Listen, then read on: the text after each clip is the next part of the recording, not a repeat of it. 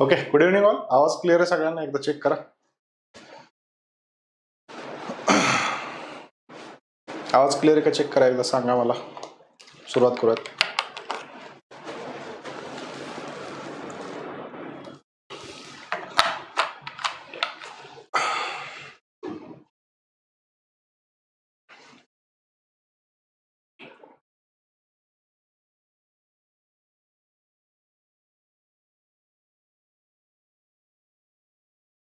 आले का बघा.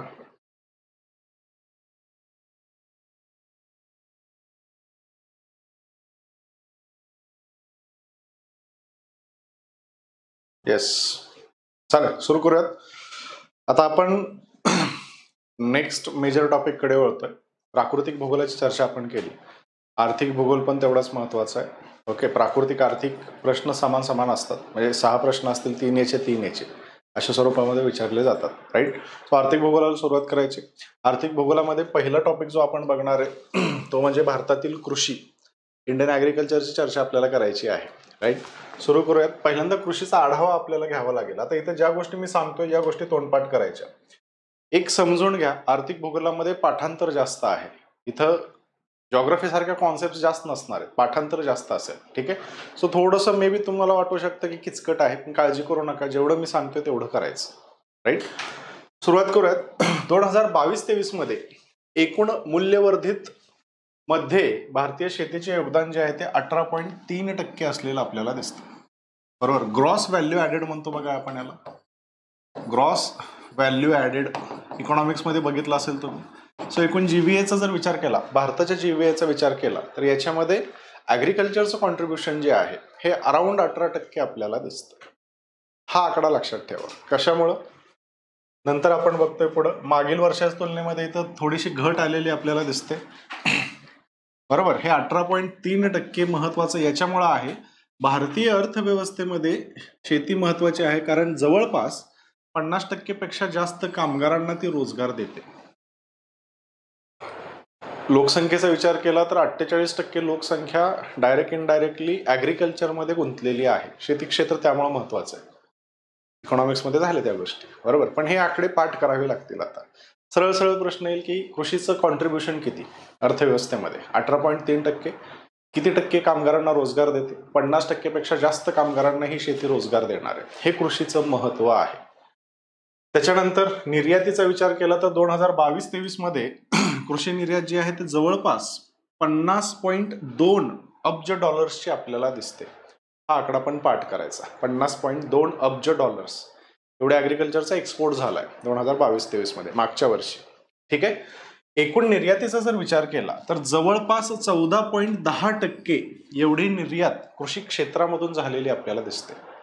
बरोबर. इथूनच पैसा येतो ना आपल्याला. पेट्रोलियम विकत घेण्यासाठी पैसा कुठून येणार आहे? ॲग्रिकल्चर मधून येणार आहे. जेवढं जास्त ॲग्रिकल्चरचा एक्सपोर्ट असेल तेवढा अर्थव्यवस्थेला डॉलर्स पण मिळतात, सोबत शेतकऱ्यांना पण फायदा होतो. बरोबर. सो ॲडेड बेनिफिट असतो असं म्हटलं तरी चालेल. सो प्रयत्न हा असतो बघा कायम सरकारांचा की जास्तीत जास्त ॲग्रिकल्चरचा एक्सपोर्ट व्हावा. ठीक आहे. 18.3% जीव्हीए मधलं कॉन्ट्रीब्युशन आहे. 50% पेक्षा जास्त कामगार, $50 बिलियन, सॉरी $50.2 बिलियन जे आहे तेवढा एक्सपोर्ट डॉलर्सच्या स्वरूपामध्ये. टक्केवारीचा जर विचार केला तर एकूण निर्यातीमध्ये जवळपास 14.10% एवढी निर्यात कृषी क्षेत्राची झालेली आपल्याला दिसते. हा एक आकडा महत्वाचा आहे. सोबतच भारतामध्ये तांदूळ, गहू, कापूस, साखर आणि मसाले यांचा हा निव्वळ निर्यातदार देश असलेला आपल्याला दिसतो. निव्वळ निर्यातदार म्हणजे काय? आयात निर्यातीचं गणित जर आपण मांडलं तर आपण इथं प्रॉफिटमध्ये आहे. म्हणजे सगळ्यात जास्त आपण कापूस पाठवणारे बाहेर, याच्यातनं पैसा मिळतोय आपल्याला. राईट. त्याच्यानंतर गहू पाठवणारे, तांदूळ पाठवणारे, साखर पाठवणारे, मसाले आपण पाठवणारे. सो ॲग्रिकल्चरची स्ट्रेंथ काय? गहू तांदूळ. गहू तांदूळ का महत्वाचा आहे? जगभरामध्ये सगळ्या डाएटमध्ये हा गहू तांदूळ वापरला जातो. म्हणजे सगळी लोक गहू तांदूळ खातात त्यांच्या आहारामध्ये, म्हणून ते महत्वाचं आहे. सोबतच कपड्यासाठी कापूस पण वापरतात, म्हणून ते महत्वाचं आहे. आणि मसाले पण वापरतो आपण. ठीक आहे. सो याच्यामध्ये आपण निव्वळ निर्यातदार इथं दिसून येतो बघा. राईट. सो जिथं जिथं गोल केलंय या गोष्टी तोंडपाठ असणं गरजेचं पेपरला जाण्याच्या आधी. त्यानंतर मग आता पिकांची थोडीशी चर्चा करूयात. कोणकोणती पिकं महत्वाची आहेत. आता तुम्हाला आठवत असेल, या वर्षी आपण काय केलंय, आंतरराष्ट्रीय भरड धान्य वर्ष जाहीर केले, बरोबर. भरड धान्य वर्ष जाहीर केलेले, इंटरनॅशनल इयर ऑफ मिलेट्स 2023 हे आपण जाहीर केले. भरड धान्य भारतामध्ये येतात. भरड धान्याचं वैशिष्ट्य काय, ही भरड धान्य कोरडवाहू क्षेत्रामध्ये येतात. कोरडवाहू शेती का महत्वाची आहे, क्लायमेट चेंजची चर्चा सुरू आहे. क्लायमेट चेंज होताना दिसतोय. पाऊस इरेग्युलर झालेला आहे. पाऊस कमी झाला, त्या कमी पावसाचा फटका तांदळाला आणि गव्हाला बसणार आहे, बरोबर. गव्हाचं आणि तांदळाचं प्रोडक्शन कंपॅरिझन मध्ये कमी होताना आपल्याला दिसतंय. ही गोष्ट लक्षात घ्या, प्रोडक्टिव्हिटी कमी होते. मग आता आहारामध्ये गहू आणि तांदूळ जर बाजूला पडणार असेल तर लोकांनी खायचं काय, अल्टरनेटिव्ह भरड धान्याच्या स्वरूपामध्ये दिसतंय. म्हणून हे आंतरराष्ट्रीय भरड धान्य वर्ष आपण आता साजरं करतोय, का तर त्याचं महत्व वाढलं पाहिजे. चर्चेमध्ये आलं, ट्रेंडिंगला विषय गेला की लोक मग ते कन्झ्युम करायला सुरू करतात. मग ट्रेंड असतो बघा, भाकरी खाण्याचा ट्रेंड सध्या आलाय, आंतरराष्ट्रीय भरड धान्य वर्ष. ठीक आहे. मग याच्यामध्ये भरड धान्याचा विचार केला तर ज्वारी सांगता येते, बाजरी सांगता येते, नाचणी सांगता येते. ओके, म्हणून ही पिकं व्यवस्थित बघणं गरजेचं, राईट. ज्वारीपासून सुरुवात करूयात. ज्वारी उत्पादनामध्ये आणि क्षेत्रात, म्हणजे क्षेत्राचा आणि उत्पादनाचा जर विचार केला तर महाराष्ट्र राज्य भारतामध्ये प्रथम क्रमांकाचं दिसतं. सर्वात जास्त उत्पादन ज्वारीचं महाराष्ट्रामध्ये होणार आहे, राईट. आणि सर्वात जास्त एरिया जो असणार आहे तो पण महाराष्ट्रामध्ये आपल्याला दिसून येणार आहे. हे महाराष्ट्राची ओळख आपल्याला सांगता येईल. यानंतर कर्नाटक आणि मध्य प्रदेशचा क्रमांक लागताना आपल्याला दिसतो. ज्वारी पीक येण्यासाठी हवामान कसं असावं, पाऊस जो आहे हा पाऊस 40 ते 100 सेंटीमीटर यांच्या दरम्यान असावा. हे कोरडवाहू पीक आहे, कमी पावसामध्ये पण येतं. काही ठिकाणी खरीप ज्वारी केली जाते, काही ठिकाणी रब्बी ज्वारी केली जाते. खरीप म्हणजे काय, पावसाळ्यामध्ये घेतली जाणारी ज्वारी. रब्बी ज्वारी म्हणजे काय, हिवाळ्यामध्ये घेतली जाणारी ज्वारी. परतीच्या मान्सूनवर हिवाळ्यातली ज्वारी होत असते, चालू मान्सूनवर खरीप मधली ज्वारी होत असते. सो 2 सीझन मध्ये आपल्याला ज्वारी पीक घेता येतं. लक्षात ठेवा, पाऊस किती लागतो तिथं, 40 ते 100 सेंटीमीटर पर्यंतचा पाऊस आपल्याला ज्वारीसाठी चालू शकतो. ओके, कोरडवाहू आहे याचा अर्थ तापमान जे आहे हे तापमान पण थोडंसं जास्त असलं तरी चालेल. मिनिमम 25 ते 26 डिग्री तापमानाची आवश्यकता आपल्याला इथं जाणवते. ओके, दुसरी इंटरेस्टिंग गोष्ट, याच्यासोबत आपण आंतरपीक किंवा पिकांची फेरपालट जे आहे याचा जर विचार केला तर ज्वारी आणि कापूस आपण एकाच शेतीमध्ये लावू शकतो. म्हणजे कापसाचं उत्पादन घेतल्यानंतर आपण ज्वारी पेरू शकतो, राईट. ही सायकल कंटिन्युअसली आपल्याला ठेवता येते. ओके, सो फेरपालट ज्वारी बरोबर कशाची चांगली चालते असं प्रश्न जर विचारला तर कापूस येणार आहे, किंवा कापसाबरोबर कशाची चालते म्हटलं तर ज्वारी आपल्याला सांगता येईल. हे एक वैशिष्ट्य. त्याच्यानंतर भारतामध्ये ज्वारीचं उत्पादन महाराष्ट्रामध्ये होतं, त्याच्यानंतर कर्नाटकमध्ये होतं, मध्य प्रदेश, छत्तीसगड, आंध्र प्रदेश, राईट. एकूण 5 राज्य आहेत. आणि ही सगळी 5 राज्य जी बघतोय ना आपण, ही कमी पावसाची दिसत आहेत बघा, बरोबर. पठारी प्रदेशामध्ये जिथं पाऊस कमी, काळी मृदा आहे, त्या विभागामध्ये ज्वारीचं उत्पादन आपल्याला घेताना दिसलं जाते. पाऊस कमी आहे, कोरडवाहू क्षेत्र आहे, ज्वारी तिथे येणार आहे. हा कॉमन सेन्स, लॉजिक म्हणत नाहीये, हा कॉमन सेन्स डेव्हलप करा, राईट. हे पाठ जरी नाही केलं तरी तुम्हाला काहीतरी लॉजिक तिथे लावता येईल. त्याच्यानंतर ही 5 राज्य जी आहेत ते भारतातील एकूण ज्वारीचं 80% उत्पादन घेत असतात. महाराष्ट्राचा विचार केला तर जवळपास 1/3 एवढं उत्पादन महाराष्ट्रामध्ये घेतलं जातं. आणि ज्वारीसाठी महत्वाचं खत जे आहे ते नत्रयुक्त खत, म्हणजे नायट्रोजन बेस्ड खत ज्वारीला गरजेची असतात. युरियाचा वापर आपण तिथं करू शकतो. एक गोष्ट लक्षात असू दे. ठीक आहे, क्लिअर सगळ्यांना ज्वारी. त्याच्यानंतर ज्वारीच्या खरीप पिकासोबत मिश्र पीक म्हणून कडधान्य सुद्धा घेतली जातात. पश्चिम महाराष्ट्र आणि मराठवाड्यामध्ये हे एक प्रमुख पीक असलेलं आपल्याला दिसतं. महाराष्ट्रामध्ये कुठे घेतलं जातं, पश्चिम महाराष्ट्र आणि मराठवाड्यामध्ये घेणार आहे आपण. कोकणामध्ये नाही, विदर्भामध्ये नाही, मधला सेक्शन जो आहे तिथं आपण ज्वारीचं पीक घेणार आहे. ज्वारीच्या व्हरायटीज, रबीमध्ये घेतल्या जाणाऱ्या व्हरायटीजमध्ये CSH 8, 13, 15. त्याच्यानंतर जगप्रसिद्ध व्हरायटी कोणती तर ही बघा, मालदांडी M35-1. गोड ज्वारी जी असते ही मालदांडीची असते. बाकीचं काही लक्षात राहिलं नाही तरी चालेल, हे मात्र विसरू नका, मालदांडी M35-1. Okay, clear. त्याच्यानंतर खरीपमध्ये घेतली जाणारी ज्वारीमध्ये CSH159, SPV 462, 475, SPH 388. ज्वारीसाठी एक गोष्ट लक्षात ठेवा, प्रश्न आला तर मालदांडीवर येईल, दुसरा प्रश्न आला तर CSH वर येईल. CSHच्या पुढे काहीही नंबर असू द्या, राईट, CSH आलं की ठोकून मोकळे व्हा, ज्वारीचं असणार आहे ते. त्याच्यानंतर दर हेक्टरी उत्पादनाचा जर विचार केला तर तमिळनाडू राज्यामध्ये सर्वात जास्त ज्वारीचं दर हेक्टरी उत्पादन निघतं. प्रोडक्टिव्हिटी, उत्पादकता जास्त तमिळनाडूची आहे, राईट. पण क्षेत्र आणि उत्पादन हे महाराष्ट्राचं जास्त आहे. देशाच्या 1/3 एवढं आपण महाराष्ट्रामध्ये उत्पादन घेतो. महाराष्ट्रामध्ये सुद्धा पश्चिम महाराष्ट्र आणि मराठवाडा आपल्याला सांगता येईल. सगळ्यात फेमस व्हरायटी कोणती आहे? मालदांडी M35-1. ठीक आहे, लक्षात राहील सगळ्यांना. त्याच्यानंतर दुसरं महत्वाचं जे पीक आहे त्याला आपण म्हणणार आहे बाजरी. बाजरी उत्पादन आणि क्षेत्र याच्यामध्ये राजस्थानचा प्रथम क्रमांक लागतो. म्हणजे कमी पावसाच्या प्रदेशामध्ये ज्वारी येते, अति कमी पावसाच्या प्रदेशामध्ये बाजरी येते, असं लक्षात ठेवा. क्षेत्रामध्ये राजस्थान नंतर महाराष्ट्र आणि गुजरातचा क्रमांक लागतो. बाजरी हे खरीप हंगामातलं पीक आहे.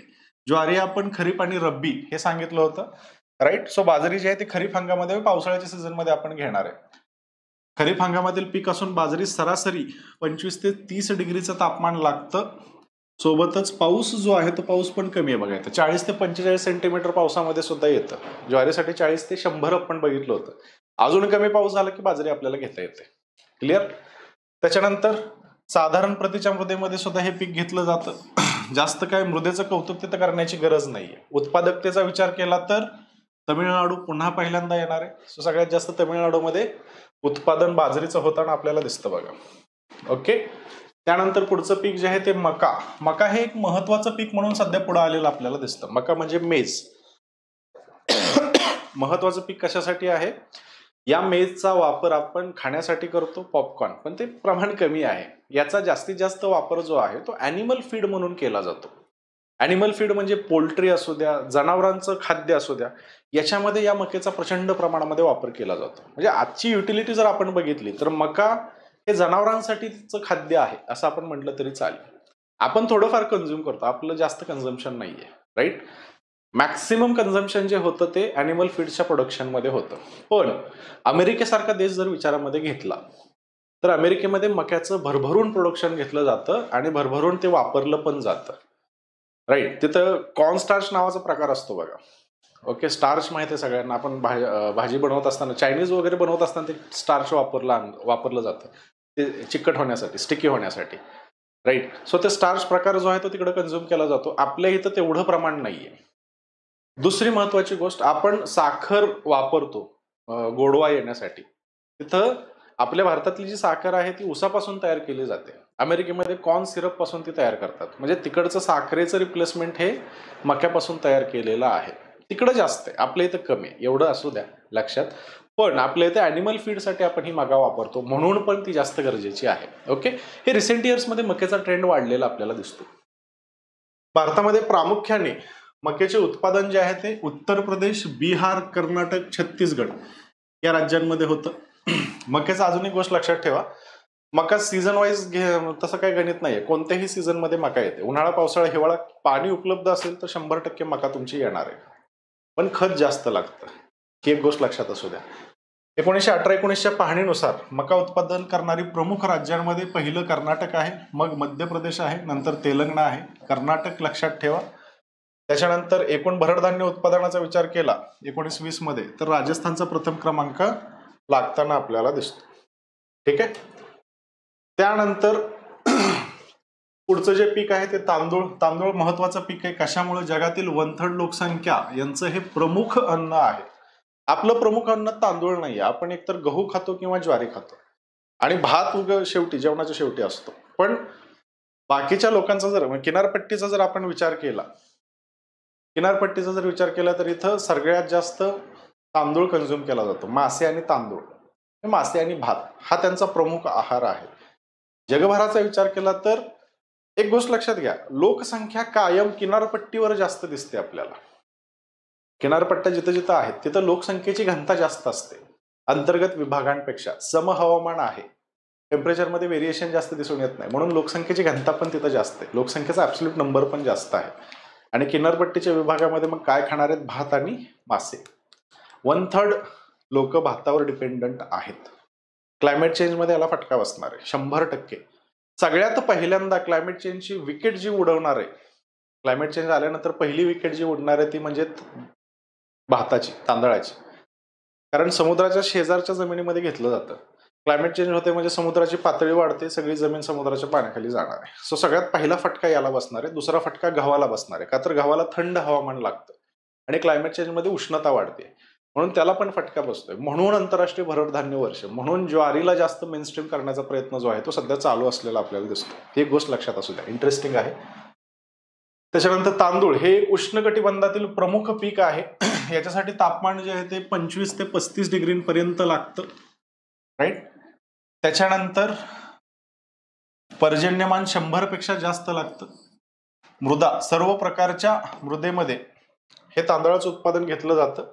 उत्पादक प्रदेशाचा जर विचार केला भारतातील, तर भारतामध्ये प्रमुख नद्यांची जी खोरी आहेत त्या नदी खोऱ्यांच्या प्रदेशामध्ये तांदळाचं उत्पादन मोठ्या प्रमाणामध्ये घेतलं जातं. सोबतच त्रिभुज प्रदेशामध्ये सुद्धा तांदळाचं उत्पादन मोठ्या प्रमाणामध्ये आपण घेत असतो. 1920च्या अहवालानुसार तांदळाच्या उत्पादनामध्ये पश्चिम बंगालचा प्रथम क्रमांक लागलेला आपल्याला दिसतो. पश्चिम बंगाल कशामुळे? सुंदरबनचा डेल्टा आहे.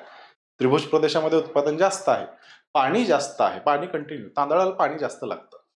100 सेंटीमीटरपेक्षा जास्त पाऊस आहे, याचा अर्थ काय? इरिगेशनसाठी पाणी लागते.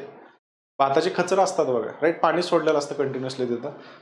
बंगालमध्ये पाणी जास्त आहे, गंगा नदी आहे, त्रिभुज प्रदेश आहे, राईट, त्याच्यामुळे उत्पादन सुद्धा जास्त असणार आहे. ही गोष्ट लक्षात घ्या.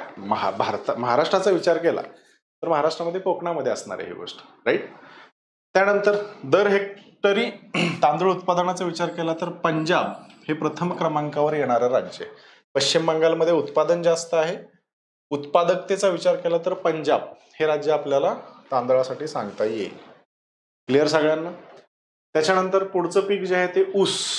ऊस महत्वाचं पीक आहे, नगदी पीक आहे बघा, हे कॅश क्रॉप आहे. आणि ऊसामुळे महाराष्ट्राचं अर्थकारण, शेतकऱ्यांचं अर्थकारण पूर्णपणे बदललंय, म्हणून पण ते महत्वाचं आहे. ठीक आहे. हे पण एक उष्णकटिबंधीय पीक आहे. ऊस म्हणजे गवताचा एक प्रकार आहे बघा. हा विषुववृत्तीय प्रदेशाच्या आजूबाजूच्या विभागामध्ये चांगल्या पद्धतीने विकसित झालेला आपल्याला दिसतो, राईट. उष्णकटिबंधीय पीक आहे. तापमानाचा विचार केला तर 20 ते 30 डिग्री तापमान आपल्याला आवश्यक आहे. कालावधी जो असतो ऊसाचा तो 8 ते 18 महिन्यांचा असतो, राईट. इथं हंगाम आपल्याला लक्षात घ्यावे लागतात. 3 हंगाम असतात ऊसाचे. एक असतो अडसाली, त्याच्यानंतर एक पूर्व हंगामी आणि एक सुरू. सुरू म्हणजे सुरू, आत्तापासून सुरू केलेला, राईट. एक साली, एका वर्षामध्ये तो ऊस येणार आहे. अडसालीमध्ये 1.5 वर्ष लागतं. पूर्व हंगामीमध्ये आधीच्या हंगामामध्ये आपण तिथं करणार आहे, राईट. सो असे 3 ऊसाचे हंगाम असणार आहेत. 8 ते 18 महिन्यांचा कालावधी आहे. पर्जन्यमान जास्त लागतं, 135 ते 150 सेंटीमीटर. जिथं पावसाचं प्रमाण जास्त आहे तसं ऊसाचं उत्पादन सुद्धा जास्त असणार आहे. महाराष्ट्र एक्सेप्शन आहे. महाराष्ट्रामध्ये जिथं पावसाचं प्रमाण अति कमी आहे तिथं ऊसाचं उत्पादन जास्त आहे, बरोबर. पश्चिम महाराष्ट्राचा विभाग रेनफॉल शॅडो झोनमध्ये येतो, पर्जन्य छायेच्या प्रदेशामध्ये येतो. परंतु सह्याद्रीमध्ये नद्यांचा उगम आहे, धरणांची संख्या जास्त आहे, त्या धरणांच्या पाण्यावर हे ऊस उत्पादन घेतलं जातं. ही इंटरेस्टिंग गोष्ट लक्षात ठेवा. त्याच्यानंतर 2019-20च्या रिपोर्टनुसार ऊसाच्या क्षेत्रामध्ये उत्पादकतेमध्ये क्षेत्र आणि उत्पादनामध्ये उत्तर प्रदेश हे प्रथम क्रमांकावर येणारं राज्य आहे. देशातील एकूण क्षेत्रामध्ये 50% क्षेत्र उत्तर प्रदेशामध्ये दिसतं. त्याच्यानंतर मग महाराष्ट्राचा क्रमांक लागताना आपल्याला दिसतो आणि 3 नंबरला कर्नाटक राज्य आपल्याला सांगता येईल. त्याच्यानंतर कोणत्या कोणत्या राज्यांमध्ये येते? उत्तर प्रदेश, महाराष्ट्र, कर्नाटक आणि तमिळनाडू. तमिळनाडूमध्ये सुद्धा ऊसाचं मोठं क्षेत्र आपल्याला दिसतं. एक वैशिष्ट्य सांगतो, आपल्या इथं बघा ऊसाला तुरे येतात, बी येत नाहीयेत. तमिळनाडूमध्ये ते बी येतात. त्यामुळं शुगर केन ब्रीडिंग इन्स्टिट्यूट जी आहे, SBI, state bank of India नाही, शुगर केन ब्रीडिंग इन्स्टिट्यूट, ऊसाचं संशोधन केंद्र जे आहे ते तमिळनाडूमध्ये आपल्याला दिसतं, कोइंबतूरला. ओके. त्यानंतर पुढे जाऊयात. पुढचं महत्वाचं पीक कापूस. कापूस महाराष्ट्र, गुजरात, मध्य प्रदेश, जिथं जिथं काळी माती आहे तिथं कापसाचं पीक घेतलं जाणार आहे. कापूस हे पीक उबदार उष्णकटिबंधीय, उपोष्णकटिबंधीय हवामानामध्ये येणार आहे. तापमान जास्त लागते, 25 ते 35 डिग्रीचं तापमान आहे. पर्जन्यमान जे आहे ते 50 ते 80 डिग्रीचं पर्जन्यमान 50 ते 80 सेंटीमीटरचं पर्जन्यमान आपल्याला कापसाला सांगावं लागतं. हे पीक काळ्या मृदेमध्ये किंवा रेगूर मृदेमध्ये खूप चांगल्या पद्धतीने येतं. याची लागण एप्रिल ते ऑगस्ट मध्ये करतो आपण. खरीपाचं पीक आहे हे. पावसाळा सुरू होण्याच्या तोंडावर कापसाची लागवड केली जाते, ही गोष्ट लक्षात ठेवा.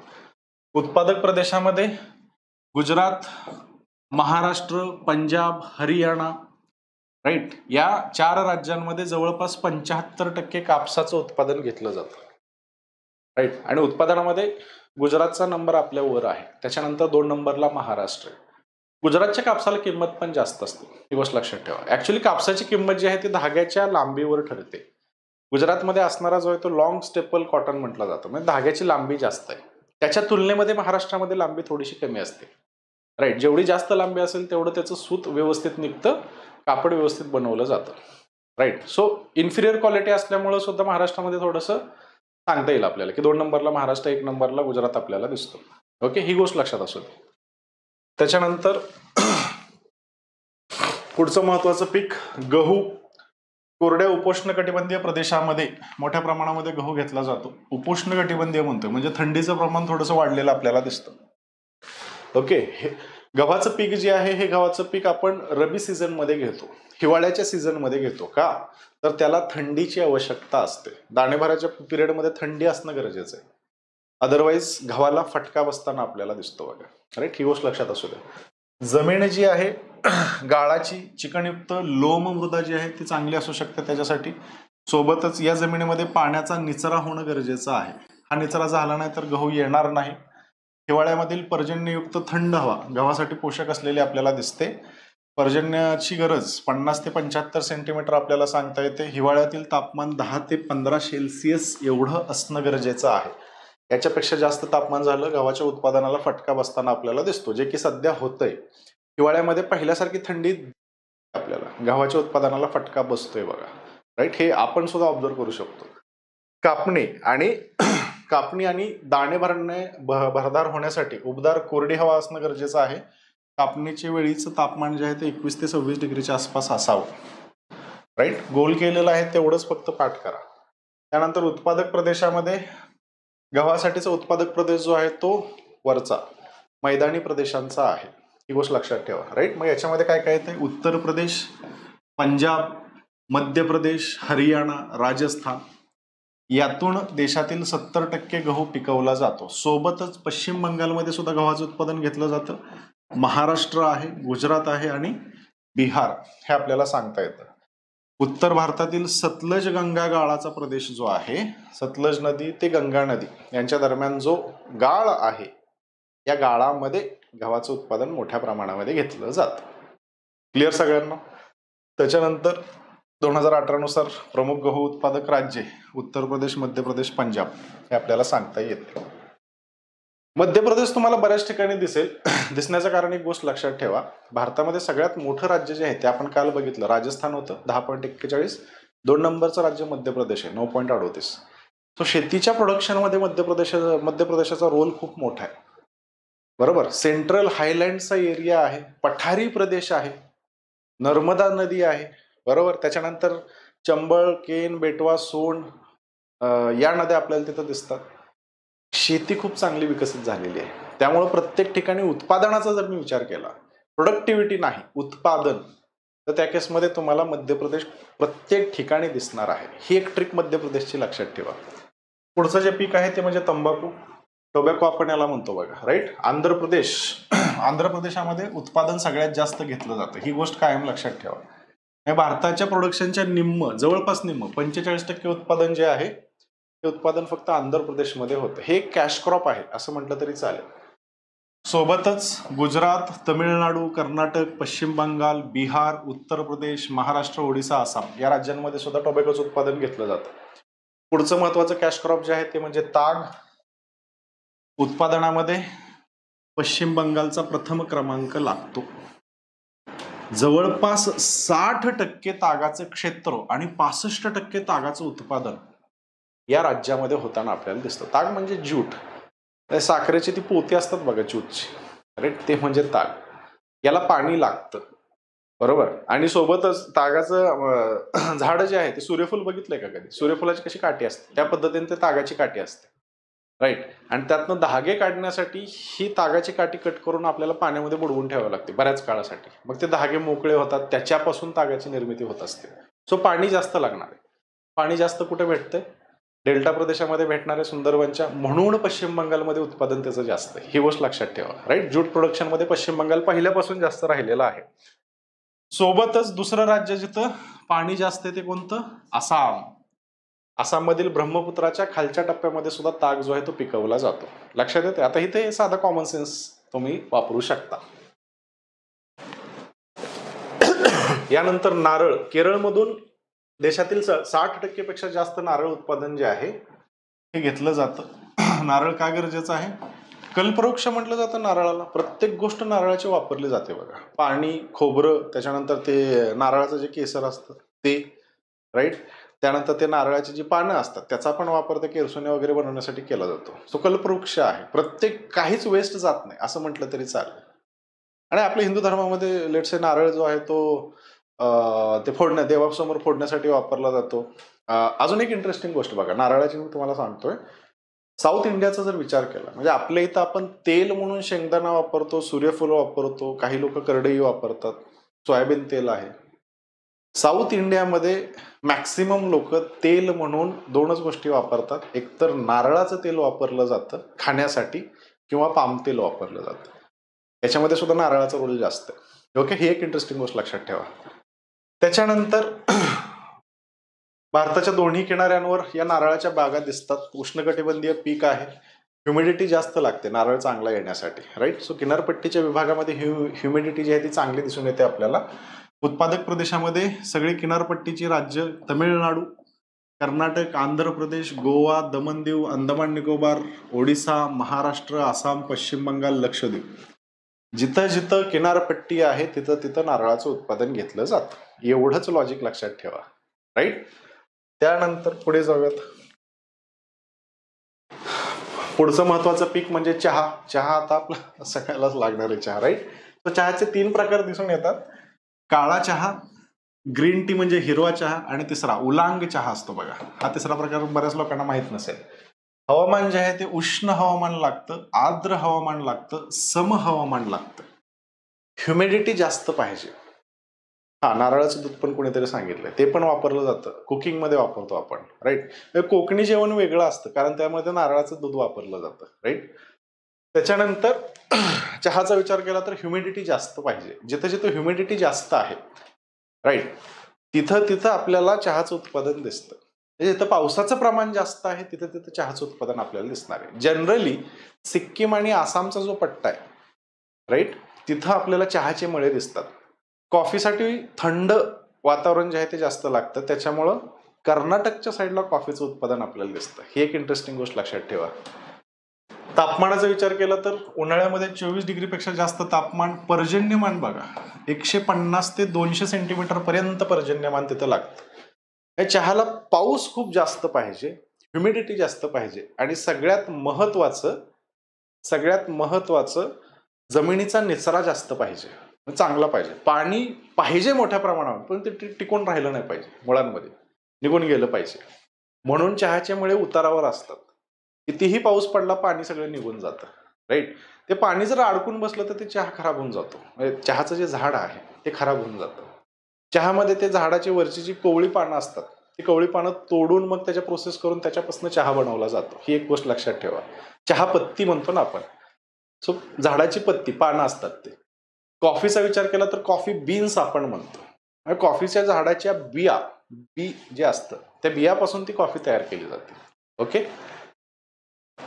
चहासाठी मृदेचा विचार केला तर हलकी गाळाची लोम प्रकारची मृदा आवश्यक आहे. हलकी कशामुळं? पाण्याचा निचरा होणं गरजेचं आहे. पाण्याचा निचरा होणार असेल तरच चहा नीट येणार आहे, अदरवाईज तो येणार नाही. म्हणून उताराच्या प्रदेशामध्ये चहाचं उत्पादन आपल्याला दिसतं. चहाचे मळे जे आहेत ते आसाम आणि पश्चिम बंगालमध्ये मोठ्या प्रमाणामध्ये दिसतात. आसाम आणि पश्चिम बंगाल राज्यामधून जवळपास 75% उत्पादन भारतामधलं हे चहाचं तिथं होणार आहे, राईट. याला जीआय टॅग पण मिळालाय बघा. दार्जिलिंग चहा पश्चिम बंगालचा, राईट. त्याला जीआय टॅग, जिओग्राफिक इंडिकेशनचा टॅग सुद्धा आपण दिलेला आहे. ठीक आहे, एक वैशिष्ट्यपूर्ण चव आहे त्याला, असं आपण म्हणू शकतो. त्याच्यानंतर उत्पादनाचा विचार केला तर आसाममध्ये सगळ्यात जास्त उत्पादन आहे. त्याच्यानंतर तमिळनाडूमध्ये निलगिरी टेकड्या, अन्नामलाई टेकड्या. झारखंडमध्ये रांची, इथं चहाचं उत्पादन घेतलं जातं. कर्नाटकमध्ये म्हैसूर आणि कुर्ग विभागामध्ये. हिमाचल प्रदेशमध्ये कांगरा, उत्तराखंडमध्ये देहरादून या ठिकाणी चहाचे मळे आपल्याला दिसून येतात. आणि जगाचा विचार केला तर सगळ्यात जास्त प्रोडक्शन आणि सगळ्यात जास्त कन्झम्पशन हे भारतामध्ये आहे. म्हणजे इंग्रजांनी आपल्याला वाईट सवय लावली चहाची. इंग्रजांनी चहाचे मळे इंट्रोड्यूस केले होते आणि चहा पिण्याची सवय तिथून आली आपल्याकडे, ही गोष्ट लक्षात ठेवा. त्यानंतर आता आपल्याला क्रॉपिंग पॅटर्न बघायचं आहे. म्हणजे कोणत्या विभागामध्ये कोणत्या प्रकारची पिकं घेतली जातात, याला आपण क्रॉपिंग पॅटर्न म्हणणार आहे. म्हणजे विभाग कोणता आहे, राजस्थानचा विभाग, वाळवंटी विभाग, तिथं काय घेतलं जातं. दख्खनचा विभाग, तिथं काय घेतलं जातं. क्रॉपिंग पॅटर्न कशा स्वरूपाचा आहे, कोणती कोणती पिकं घेतली जातात, हा डेटा कुठंच सापडत नाही. ओके, पुस्तकांमध्ये जनरली सापडत नाही, आपण कधी वाचलेला पण नसतो हा. राईट. सो हा क्रॉपिंग पॅटर्न व्यवस्थित बघून घ्या. पहिल्यांदा उत्तर पश्चिम मैदानांचा आपण विचार करतोय. उत्तर पश्चिम मैदाने म्हणजे भारताचा जर विचार केला, भारताची उत्तर दिशा आणि पश्चिम दिशा, पंजाब हरियाणाचा विभाग आपण बघतोय बघा. राईट. उत्तर पश्चिम मैदानी म्हणजे पंजाब हरियाणाचा विभाग. इथं घेतली जाणारी पिकांमध्ये गहू, मोहरी, मस्टर्ड आपण याला म्हणतो. मोहरीचं खूप मोठ्या प्रमाणामध्ये उत्पादन तिथं घेतलं जातं बघा. मोहरी वापरतो ना आपण, भाजीसाठी वापरतो बघा मोहरी. मोहरीचं तेल पण वापरलं जातं. या विभागामध्ये आपण जसं शेंगदाण्याचं तेल किंवा सूर्यफुलाचं तेल खातो, तसं या वरच्या विभागामध्ये मोहरीचं तेल खाल्लं जातं. राईट. तिथं मोहरीचं, आपल्या इथं शेंगदाण्याचं आणि खाली नारळाचं, असा प्रकार आपल्याला दिसतो. ओके, ही एक इंटरेस्टिंग गोष्ट लक्षात ठेवा. आणि सोबत बार्ली पिकाचं उत्पादन तिथे घेतलं जातं मोठ्या प्रमाणामध्ये. गहू हे गंगेच्या मैदानी प्रदेशामध्ये, विशेषतः पंजाब हरियाणामधील मुख्य पीक आपल्याला सांगता येतं. बरोबर. मोहरी हे साधारणपणे गव्हाच्या बरोबरीने रब्बी पीक म्हणून सुद्धा घेतलं जातं. सो गहू मोहरी या पद्धतीने आपण चालतो. सिंचनामुळे या प्रदेशात काही भागामध्ये भात पीक सुद्धा घेतलं जातं. भाताची प्रोडक्टिव्हिटी सगळ्यात जास्त पंजाबमध्ये आपण बघितली होती. राईट. सो प्रमुख पिकांमध्ये गहू आहे, मोहरी आहे, बार्ली आहे. सोबतच भाताला आवश्यक असणाऱ्या कंडिशन्स पण तिथं दिसतात, म्हणून भाताचं उत्पादन पण घेतलं जातं. कुठला विभाग बघतोय आपण, उत्तर पश्चिमी मैदानांचा विभाग, पंजाब हरियाणाचा विभाग आपण बघतोय. ठीक आहे, लक्षात राहील. सो पंजाब हरियाणामध्ये कोणकोणती पिकं घेतली जातात, साधा प्रश्न विचारला जाईल. गहू, बार्ली, त्याच्यानंतर काय सांगितलं मी, मोहरी आणि भात, ही 4 पिकं आपल्याला सांगता येतील. राईट. त्यानंतर पुढचा विभाग जो आहे तो आहे पूर्वेकडील गंगेचं मैदान. पूर्वेकडील गंगेचं मैदान म्हणजे आता आपण कुठं चाललोय, पश्चिम बंगालच्या बाजूला चाललोय. पश्चिम बंगालमध्ये मी काय सांगितलं होतं, तांदळाचं पीक मोठ्या प्रमाणामध्ये घेतलं जातं. सो इथं तांदूळ, गहू आणि ऊस ही प्रमुख पिकं दिसून येतात. याच्यामध्ये पश्चिम बंगाल आणि बिहारचा समावेश आपल्याला करावा लागतो. राईट. त्यानंतर पुढचा क्रॉपिंग पॅटर्न जो बघायचा आपल्याला तो आहे दख्खनच्या पठारावरचा. दख्खनचा पठार म्हणजे महाराष्ट्र धरून चालू आहे. राईट. मग इथं आपल्या इथं ज्वारी पण दिसते, आपल्या इथं बाजरी पण दिसते, कापूस पण दिसतो आणि कडधान्य पण दिसतात, पल्सेस पण दिसतात. राईट. ज्वारी बाजरी ही पावसावर आधारित पिकं आहेत. महाराष्ट्र आंध्र प्रदेशमध्ये कापसाचं पीक खूप मोठ्या प्रमाणामध्ये घेतलं जातं आणि हरभरा हे कडधान्याचं पीक सुद्धा आपण घेत असतो. आपल्या इथं हरभऱ्याचं प्रोडक्शन जास्त आहे. राईट. डाळवर्गीय पिकं आपण म्हणू शकतो. पुढचं पश्चिमी किनारपट्टीचा प्रदेश. पश्चिमी किनारपट्टी म्हणजे कोकण किनारपट्टी. इथं तांदूळ, नारळ आणि काजूच्या बागा दिसतात. सोबतच महाराष्ट्राचा विचार केला तर इथं आंबा पण वाढवा. राईट. पण हे फळ पीक आहे, त्यामुळे आंब्याचं ते इन्क्लुजन नाही केलं, ते फळ पीक आहे, वेगळ्या कॅटेगरीमध्ये जातं ते. राईट. मुबलक पावसामुळे भात हे प्राथमिक पीक आपल्याला इथं दिसून येतं. सोबतच नारळ आणि काजू ही महत्वाची नगदी पिकं सुद्धा आपल्याला दिसतात. राईट. त्यानंतर पुढचा विभाग जो आहे तो आहे पूर्व किनारपट्टीचा.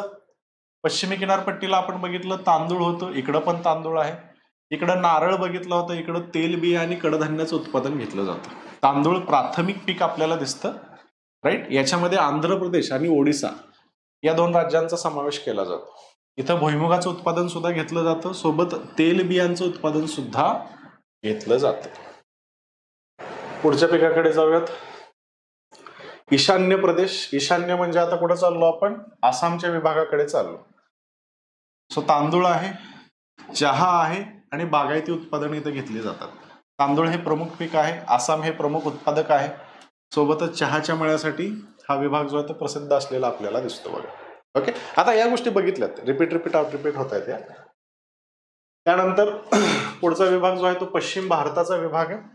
पश्चिम भारत म्हणजे गुजरात आणि महाराष्ट्र यांचा समावेश आपल्याला करावा लागतो, राईट. दख्खन म्हणलं की फक्त महाराष्ट्र, पश्चिम भारत म्हणलं की गुजरात महाराष्ट्र येणार आहे. गुजरातमध्ये मी काय सांगितलं होतं, कापूस हे प्रमुख नगदी पीक आपल्याला दिसतं. इथं कापूसाचं उत्पादन घेतलं जातं, तेल बिया आहेत, कडधान्यांचं उत्पादन घेतलं जातं, भुईमूग, सोयाबीन. या सोयाबीननं बऱ्यापैकी रिप्लेस केलंय भुईमुगाला, असं म्हटलं तर चुकीचं नाही ठरणार. ही गोष्ट लक्षात घ्या. सोयाबीन प्रोडक्शन आपल्या इथं प्रचंड वाढत चाललंय, बरीचशी पिकं सोयाबीननं रिप्लेस केलेली आहे. ही गोष्ट लक्षात घ्या.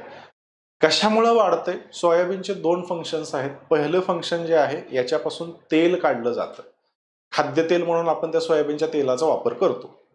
हे खाद्यतेल का महत्वाचं? भारताच्या ऑइल प्रोडक्शनचा विचार केला तर आपलं कन्झम्पशन जास्त आहे, म्हणजे आपण उत्पादन कमी करतोय आणि जास्त खातोय, याचा अर्थ बाहेरून इम्पोर्ट्स करावे लागतात, बरोबर. खाद्यतेल जे आहे ते भारतामध्ये आपल्या क्वांटिटी, सफिशियंट क्वांटिटीनं तयार नाही होत, तर आपल्याला इम्पोर्ट्सवर डिपेंडंट तिथं राहावं लागतं. हे इम्पोर्ट्स आपण पाम तेलाच्या माध्यमातून जनरली भागवत असतो. पाम तेल हे शरीरासाठीच घातक आहे, चांगलं नाही असं समजलं जातं, राईट. ही गोष्ट लक्षात घ्या. हे कोलेस्ट्रॉल वगैरे वाढतं त्याच्यामुळे. सो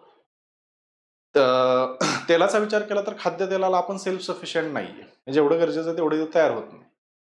मग याला अल्टरनेटिव्ह सोल्युशन सोयाबीनचं दिसतंय. सोयाबीनमधून तेलाचं उत्पादन घ्यायचं, आपली गरज भागवायची, म्हणून सुद्धा सोयाबीनची डिमांड जास्त असते.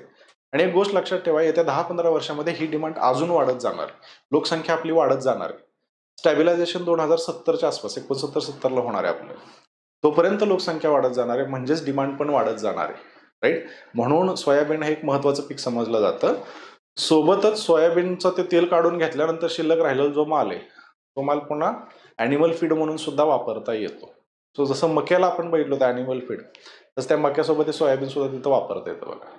आणि सोयाबीन एक प्रोटीनचा सोर्स पण समजला जातो, बरोबर. मग भारतीय लोक नॉनव्हेज खात नाहीत, त्यामुळे प्रोटीन्स कमी प्रमाणामध्ये बॉडीमध्ये जातात.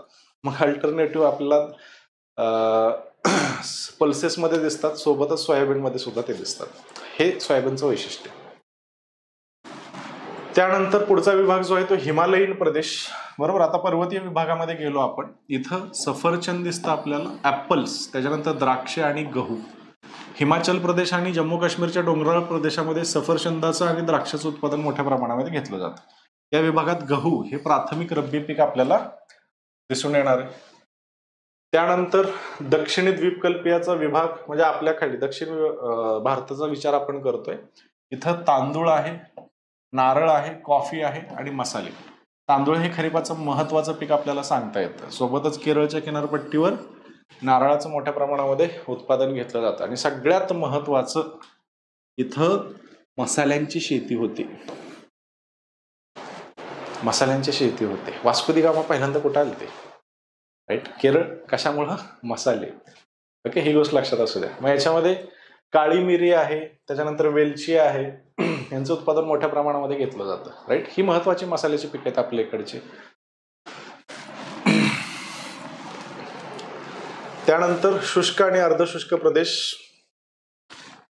राईट. मग आता राजस्थानकडे आपण चाललो बघा. बाजरी, ज्वारी, कडधान्य, जिथं पावसाचं प्रमाण कमी आहे, म्हणजे पावसाच्या कमी प्रमाणामध्ये येणारी पिकं, बाजरी, ज्वारी, कडधान्य आपण सांगत असतो. मर्यादित जलस्रोतांमुळे कडधान्यासह मोती बाजरी झाले ते. नुसतं बाजरी आणि ज्वारी सारख्या दुष्काळ प्रतिरोधक पिकांना तिथं घेतलं जातं, राईट. कोरडवाहू पिकं आपण याला म्हणतो, ज्वारी, बाजरी, राईट. सो राजस्थान विभागामध्ये ज्वारी बाजरीचं प्रमाण मोठ्या प्रमाणामध्ये दिसतं आपल्याला. क्लिअर? सो हा झाला ऍग्रिकल्चरचा पोर्शन. जेवढं झाले तेवढंच, याच्या पलीकडे प्रश्न जाणार नाही. दुसरा जो टॉपिक आहे आत्ता, तो आहे आता खनिज आपल्याला बघायचे. इकॉनॉमिक जिओग्राफी म्हणजे पैशाच्या स्वरूपामध्ये महत्वाचं, खनिज आपल्याला बघायचे आहेत. ओके, खनिजांचा जर विचार केला तर भारतामध्ये खनिज काय खूप मोठ्या प्रमाणामध्ये सापडतात असं आपल्याला सांगता नाही येणार. खनिजांचं थोडंसं प्रमाण कम्पॅरेटिव्हली कमी आहे. काहीच खनिज मोठ्या प्रमाणामध्ये सापडतात, जास्त सापडत नाहीत असं म्हटलं तरी चालेल. हा जो प्रदेश आहे खनिजांचा प्रदेश, लक्षात ठेवण्याची एक ट्रिक तुम्हाला सांगतो, राईट. इथं आपल्याला द्वीपकल्पीय पठार आठवावं लागेल. द्वीपकल्पीय पठार, राईट. इथं लक्षात ठेवा, या द्वीपकल्पीय पठाराचा हा विभाग आणि हा विभाग, बरोबर, त्रिकोणाचे 3 टोक, याच्यामध्येच खनिज सापडतात. इकॉनॉमिकली एक्सप्लॉइट करण्याजोगी खनिज. खनिजांचं गणित कसं असतं बघा, आमच्या गावामध्ये सुद्धा सोनं सापडतं, याचा अर्थ तिथं सोन्याची फॅक्टरी नाही लागली, राईट. सो इथं गणित काय आहे, मी जी इन्व्हेस्टमेंट करणार आहे ते खनिज काढण्यासाठी, लेट्स से मी इन्व्हेस्टमेंट 100 कोटीची करत असेल तर मला एक्सपेक्टेड आहे की तिथून उत्पादन 1000 कोटींचं निघावं, तरच मला ती 100 कोटीची इन्व्हेस्टमेंट परवडते, बरोबर. सगळीकडे सगळं सापडतं, परंतु ते काढण्यासाठी जर खर्च जास्त होणार असेल तर मग पॉइंट काय, बरोबर. सो इकॉनॉमीचा थोडासा विचार इथं आपल्याला करावा लागतो, आर्थिक गणितं बसवावी लागतात. मग ही आर्थिक गणितं आपल्याला पठाराच्या या 3 कोपऱ्यांमध्ये दिसतात, राईट. हा कॉमन सेन्स लक्षात ठेवा. पठाराच्या या 3 कोपऱ्यांमध्ये आपल्याला ही गणितं बसताना दिसतात. हा विभाग जो आहे हा छोटा नागपूरचा विभाग आहे, राईट. छोटा नागपूरचा विभाग आहे हा. त्याच्यानंतर हा खालचा विभाग जो आहे याच्यामध्ये महाराष्ट्र, गोवा, कर्नाटक, केरळचा पार्ट आपल्याला सांगता येतो, आणि हा राहिलेला विभाग जो आहे तो राजस्थानचा आपल्याला सांगता येतो, बरोबर. सो राजस्थानचा पट्टा आहे, छोटा नागपूरचा पट्टा आहे, आणि दक्षिणमध्ये मग महाराष्ट्रामधले सुद्धा सिंधुदुर्ग जिल्हा, गोवा, कर्नाटक हा विभाग. इथंच खनिज प्रॉपर आपल्याला सापडतात. ओके, हा कॉमन सेन्स डेव्हलप करा खनिजांच्या बाबतीमध्ये, राईट. भारतातील खनिजे 3 विस्तृत पट्ट्यांमध्ये केंद्रित झालेली आपल्याला दिसतात. मंगरुळ किंवा मेंगलोर आणि कानपूर. ओके, या बाजूला कुठेतरी कानपूर आहे, या बाजूला मेंगलोर आहे. मेंगलोर शहर आणि कानपूर शहर, या दोघांना जोडणारी जी रेषा आहे, या रेषेच्या पूर्व बाजूला भारतातील खनिज प्रामुख्याने सापडतात. एनसीआरटी मधलं जसंच्या तसं उचलले, तोंडपाठ करा, याच्यावर डायरेक्ट प्रश्न विचारला जाईल. कशाला जोडले, कानपूरनं मेंगलोरला जोडले, एक रेषा मारली कानपूर आणि मेंगलोरला जोडणारी. याच्या पूर्व बाजूला भारतातील खनिजांचा साठा मोठ्या प्रमाणामध्ये आपल्याला दिसून येणार आहे. भारतातील खनिज इथं कॉन्सन्ट्रेट झालेत असं म्हटलं तरी चालेल, ठीक आहे. हे सोडून बाकीच्या ठिकाणी तुरळक प्रमाणामध्ये सापडतात, हे प्रमाण कमी आहे असं म्हटलं तरी चालेल. त्यानंतर मग पहिला प्रदेश जो आहे तो उत्तर पूर्व पठारी प्रदेश. उत्तर पूर्व पठारी प्रदेश म्हणजे छोटा नागपूरचा पठार, बरोबर ना, उत्तरेकडे आणि पूर्वेकडे. सो छोटा नागपूरचा पठार, याच्यामध्ये झारखंड राज्याचा समावेश होतो, ओडिसा पठाराचा समावेश होतो, पश्चिम बंगालचा समावेश होतो, छत्तीसगडचा बस्तर प्लॅटो जो आहे यांचा समावेश होणार आहे. तो हा आपला उत्तर पूर्व पठारी प्रदेश. ऍक्च्युअल मध्ये भारतात सगळ्यात जास्त खनिज या विभागामध्ये सापडतात. याला मिनरल हार्ट ऑफ इंडिया म्हटलं जातं. हे छोटा नागपूरचं पठार जे आहे याला मिनरल हार्ट ऑफ इंडिया आपण म्हणतो. हे लक्षात ठेवा, डायरेक्ट प्रश्न विचारला जाईल. खनिजांचं हृदय भारताचं कुठे, असा साधा प्रश्न विचारला जाईल. खनिजांचं हृदय कुठे, मिनरल हार्ट ऑफ इंडिया छोटा नागपूरच्या पठाराला म्हटलं जातं, बरोबर. सो भारताचा विचार केला तर उत्तर पूर्वेचा जो विभाग आहे इथं खनिज सगळ्यात जास्त सापडतात. हे कॉमन सेन्सनं तयार करून ठेवा. ओके, त्याच्यानंतर दुसरा विभाग जो आहे तो दुसरा विभाग आहे दक्षिण पश्चिमी विभाग. याच्यामध्ये दक्षिण पश्चिमी विभागामध्ये कर्नाटक येतं, गोवा, लगतच्या तमिळनाडूचा प्रदेश आणि केरळ. ओके, इकडं पावसाचं प्रमाण जास्त आहे. पावसाचं प्रमाण जास्त असल्यानंतर पाऊस सगळं धुवून घेऊन जातो, मागं काय ठेवतो, लोखंड आणि ॲल्युमिनियम. मग इथं काय सापडणार,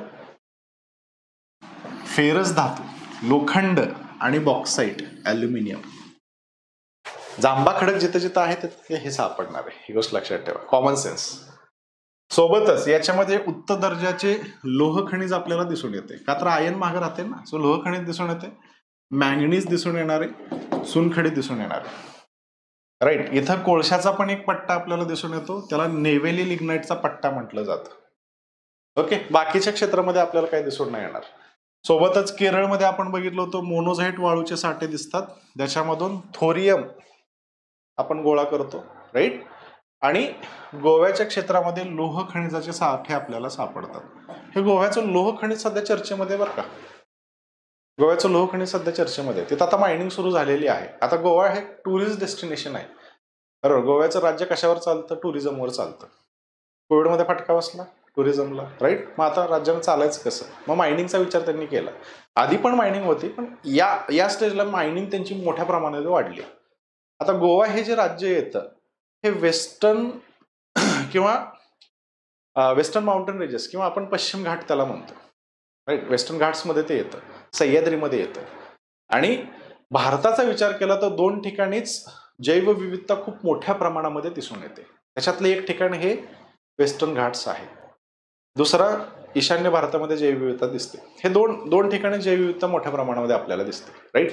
सो आता वेस्टर्न घाट्समध्ये पण जर आपण मायनिंग सुरू केली, लोखंड किंवा गोवा, याच्यामुळे बायोडायव्हर्सिटीला फटका बसणार आहे. आता सध्या तो इश्यू चालू आहे, चर्चेमध्ये तो इश्यू गोव्यातला आहे. त्यामुळे गोवा लक्षात ठेवा, लोह खनिज लक्षात ठेवा, वेस्टर्न घाट्स लक्षात ठेवा, बायोडायव्हर्सिटी रिच एरिया आहे, ही गोष्ट लक्षात ठेवा. ओके, सगळे रिलेट करतं एकमेकांना. त्यानंतर पुढचा पट्टा जो आहे तो उत्तर पश्चिम प्रदेश. मग याच्यामध्ये राजस्थानचा विभाग येतो आणि गुजरातचा काही भाग येणार आहे, राईट. इथं आपल्याला तांब आणि जस्त ही खनिजं दिसून येतात. हे फक्त इथंच सापडतं बरं का. तांब्याच्या खनिज आहेत तर राजस्थानमध्ये आहेत, राईट. सो हा तांब्याचा पट्टा आहे या बाजूचा राजस्थानच्या. तांबा आणि जस्त हे 2 खनिजं जी आहेत ती या विभागामध्ये दिसतात. राजस्थान आणि गुजरातचा थोडासा भाग आहे तिथं दिसत आहे, त्याच्या खाणी तिथंच असणार आहेत. ओके, हेच लक्षात ठेवा. याच्यावरच प्रश्न येणार आहे. खनिजांवर प्रश्न जनरली महाराष्ट्रावर विचारले जातात. जर भारतावर विचारायचं त्यांनी ठरवलं तर आतापर्यंतच्या ज्या 4 स्लाइड झाल्यात याच्या बाहेर प्रश्न जाणार नाही, ऍब्सोल्युटली जाणार नाही. ठीक आहे, सो एवढं नीट करून ठेवा. त्यानंतर मग आता प्रमुख खनिज कुठं काय सापडते, प्रत्येक राज्यामध्ये काय दिसते, राईट. हा एक टेबल महत्वाचा आहे. कोळशाचा जर विचार केला तर कोळसा मला झारखंडमध्ये दिसतो, त्याच्यानंतर ओडिसा, छत्तीसगड, पश्चिम बंगाल, मध्य प्रदेश, आंध्र प्रदेश आणि तेलंगणा या राज्यांमध्ये मला कोळसा सापडणार आहे. महाराष्ट्र दिसते का याच्यामध्ये? नाही, राईट. त्यानंतर लोह खनिजाचा विचार जर केला तर ओडिसा, झारखंड, छत्तीसगड, कर्नाटक, आंध्र प्रदेश, मध्य प्रदेश आणि राजस्थानमध्ये तेवढं मोठ्या प्रमाणात सापडत नाही. बॉक्साईटचा विचार केला तर पश्चिमी किनारपट्टी, सोबतच मी काय सांगितलं होतं, छोटा नागपूरचा काही विभाग, म्हणून ओडिसा, झारखंड, छत्तीसगड येणार आहे. महाराष्ट्र, गुजरात, कर्नाटक आणि तमिळनाडूचा प्रदेश येणार आहे बघा, बरोबर. बॉक्साईट असं रिलेट करा. पुढं मॅंगनीज आहे. मॅंगनीज मध्ये ओडिसा, महाराष्ट्र, मध्य प्रदेश, कर्नाटक, आंध्र प्रदेश, राजस्थान आणि गोवा. क्रोमाइट साठी ओडिसा, कर्नाटक, महाराष्ट्र, तमिळनाडू आपल्याला दिसतं. तांब्यासाठी राजस्थान सगळ्यात मोठं आहे, नंतर झारखंड, मध्य प्रदेश, कर्नाटकमध्ये थोड्या प्रमाणामध्ये तांबा आपल्याला सापडणार आहे. शिशासाठी राजस्थान, गुजरात, मध्य प्रदेश. अभ्रकसाठी आंध्र प्रदेश, झारखंड, बिहार, राजस्थान. फॉस्फेटसाठी राजस्थान, मध्य प्रदेश, उत्तर प्रदेश, गुजरात. फॉस्फेट महत्वाचं आहे. कशासाठी महत्वाचं आहे फॉस्फेट? ह्याच्यापासून आपण खत तयार करतो बघा, ठीक आहे. त्याच्यानंतर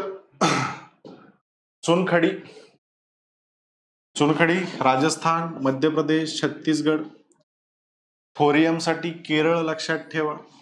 सोन्यासाठी कर्नाटक, आंध्र प्रदेश, कर्नाटक लक्षात ठेवा. चांदीसाठी पुन्हा राजस्थान लक्षात ठेवा. लिथियमसाठी जम्मू आणि काश्मीर लक्षात ठेवा. चर्चा ना लिथियमची सध्या. जगातला सगळ्यात मोठा साठा लिथियमचा कुठे सापडलाय? जम्मू काश्मीरमध्ये सापडलाय. सो सगळं नाही वाचलं तरी चालेल, पहिलं राज्य फक्त प्रत्येक गोष्टीचं बघून ठेवा. आला तर त्या पहिल्या राज्यावर प्रश्न येणार आहे, ठीक आहे. लिथियम सध्या चर्चेत होतं. जम्मू काश्मीरमध्ये सापडलो, जगातला सगळ्यात मोठा साठा. त्याच्यानंतर अजून आठवड्यामध्ये न्यूज आली की राजस्थानमध्ये अजून त्याच्यापेक्षा मोठा साठा सापडलाय. सो ही 2 ठिकाणं लिथियमसाठी महत्वाची. लिथियम का महत्वाचं आहे? बॅटरी तयार करण्यासाठी लिथियम लागतं. आपण इलेक्ट्रिक व्हेकल्सचं सध्या धोरण राबवतोय, राईट. सोलर एनर्जीचं धोरण आपण सध्या राबवतोय. सूर्यप्रकाश 12 तासच असतो, राहिलेल्या 12 तासामध्ये बॅटरीमध्ये स्टोअर करून ठेवावं लागणार आहे. त्याच्यासाठी लिथियम आपल्याला लागणार आहे, म्हणून लिथियम महत्वाचं आहे, म्हणून जम्मू काश्मीर महत्वाचं आहे. ती न्यूज एकदा पुन्हा बघून घ्या, ओके.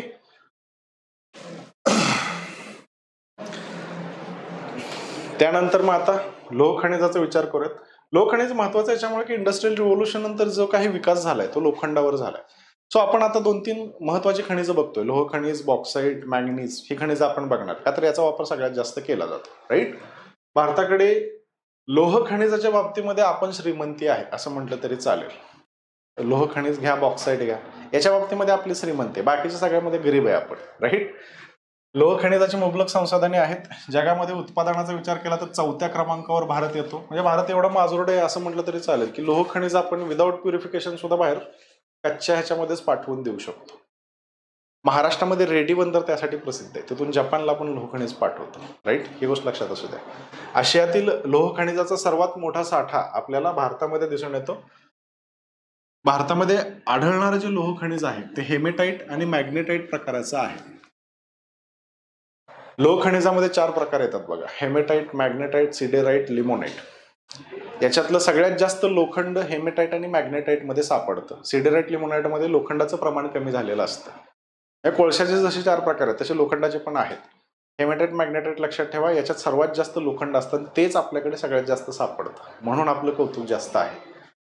लोखंडाच्या खाणींचा विचार केला तर ईशान्येकडील पठारी प्रदेशामध्ये कोळसा क्षेत्राच्या जवळ या खाणी सापडतात. म्हणजेच नागपूर, छोटा नागपूरचा पठार कोळसा क्षेत्र आहे, तिथे या लोखंडाच्या खाणी आपल्याला सापडणार आहेत.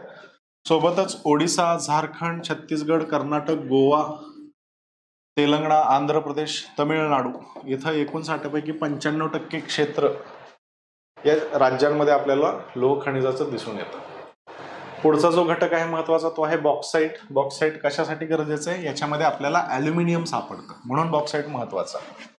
राईट. हे बॉक्साईट जे आहे ते टर्शरी डिपॉझिट्स मध्ये आपल्याला आढळतं. ही गोष्ट लक्षात ठेवा. द्वीपकल्पीय भारताच्या पठारावर किंवा डोंगर रांगेवर आणि देशाच्या किनारपट्टीवर मोठ्या प्रमाणामध्ये लॅटेराईट खडक सापडतात, जांबे खडक सापडतात. या जांभ्या खडकामध्ये बॉक्साईट सापडतं. ॲल्युमिनियम आणि लोखंड, ॲल्युमिनियम तिथे सापडते बघा. राईट. ओडिसा हा बॉक्साईटचा सर्वात मोठा उत्पादक प्रदेश आहे. ओडिसा काही जरी झालं तरी विसरायचं नाही, बॉक्साईट सगळ्यात जास्त ओडिसामध्ये सापडतं, 100% लक्षात ठेवा. ओके. हा प्रश्न आय गेस याच्या आधी विचारलाय त्यांनी. त्यानंतर पुढचं महत्वाचं जे आहे ते कोळसा. कोळसा का गरजेचा आहे? प्रत्येक गोष्टीला कोळसा आपल्याला पाहिजे. भारताची एनर्जी सिक्युरिटीचा जर विचार केला, म्हणजे आपण जी वीज वापरतो, भारतामध्ये तयार होणारी वीज याच्या 60% वीज कोळसा जाळून आपण तयार करतो. हे कोळशाचं महत्व आहे. बरोबर. म्हणजे आपली अर्थव्यवस्था ही कोळशावर चालते. राईट. म्हणून हा कोळसा पण महत्वाचा होऊन जातो बघा. राईट. आता हा स्क्रीनशॉट जो आहे तो आपण ज्ञानदीपच्या माइंड मॅप मधनं घेतलेला आहे. ओके. माइंड मॅप चांगले, करायला हरकत नाही.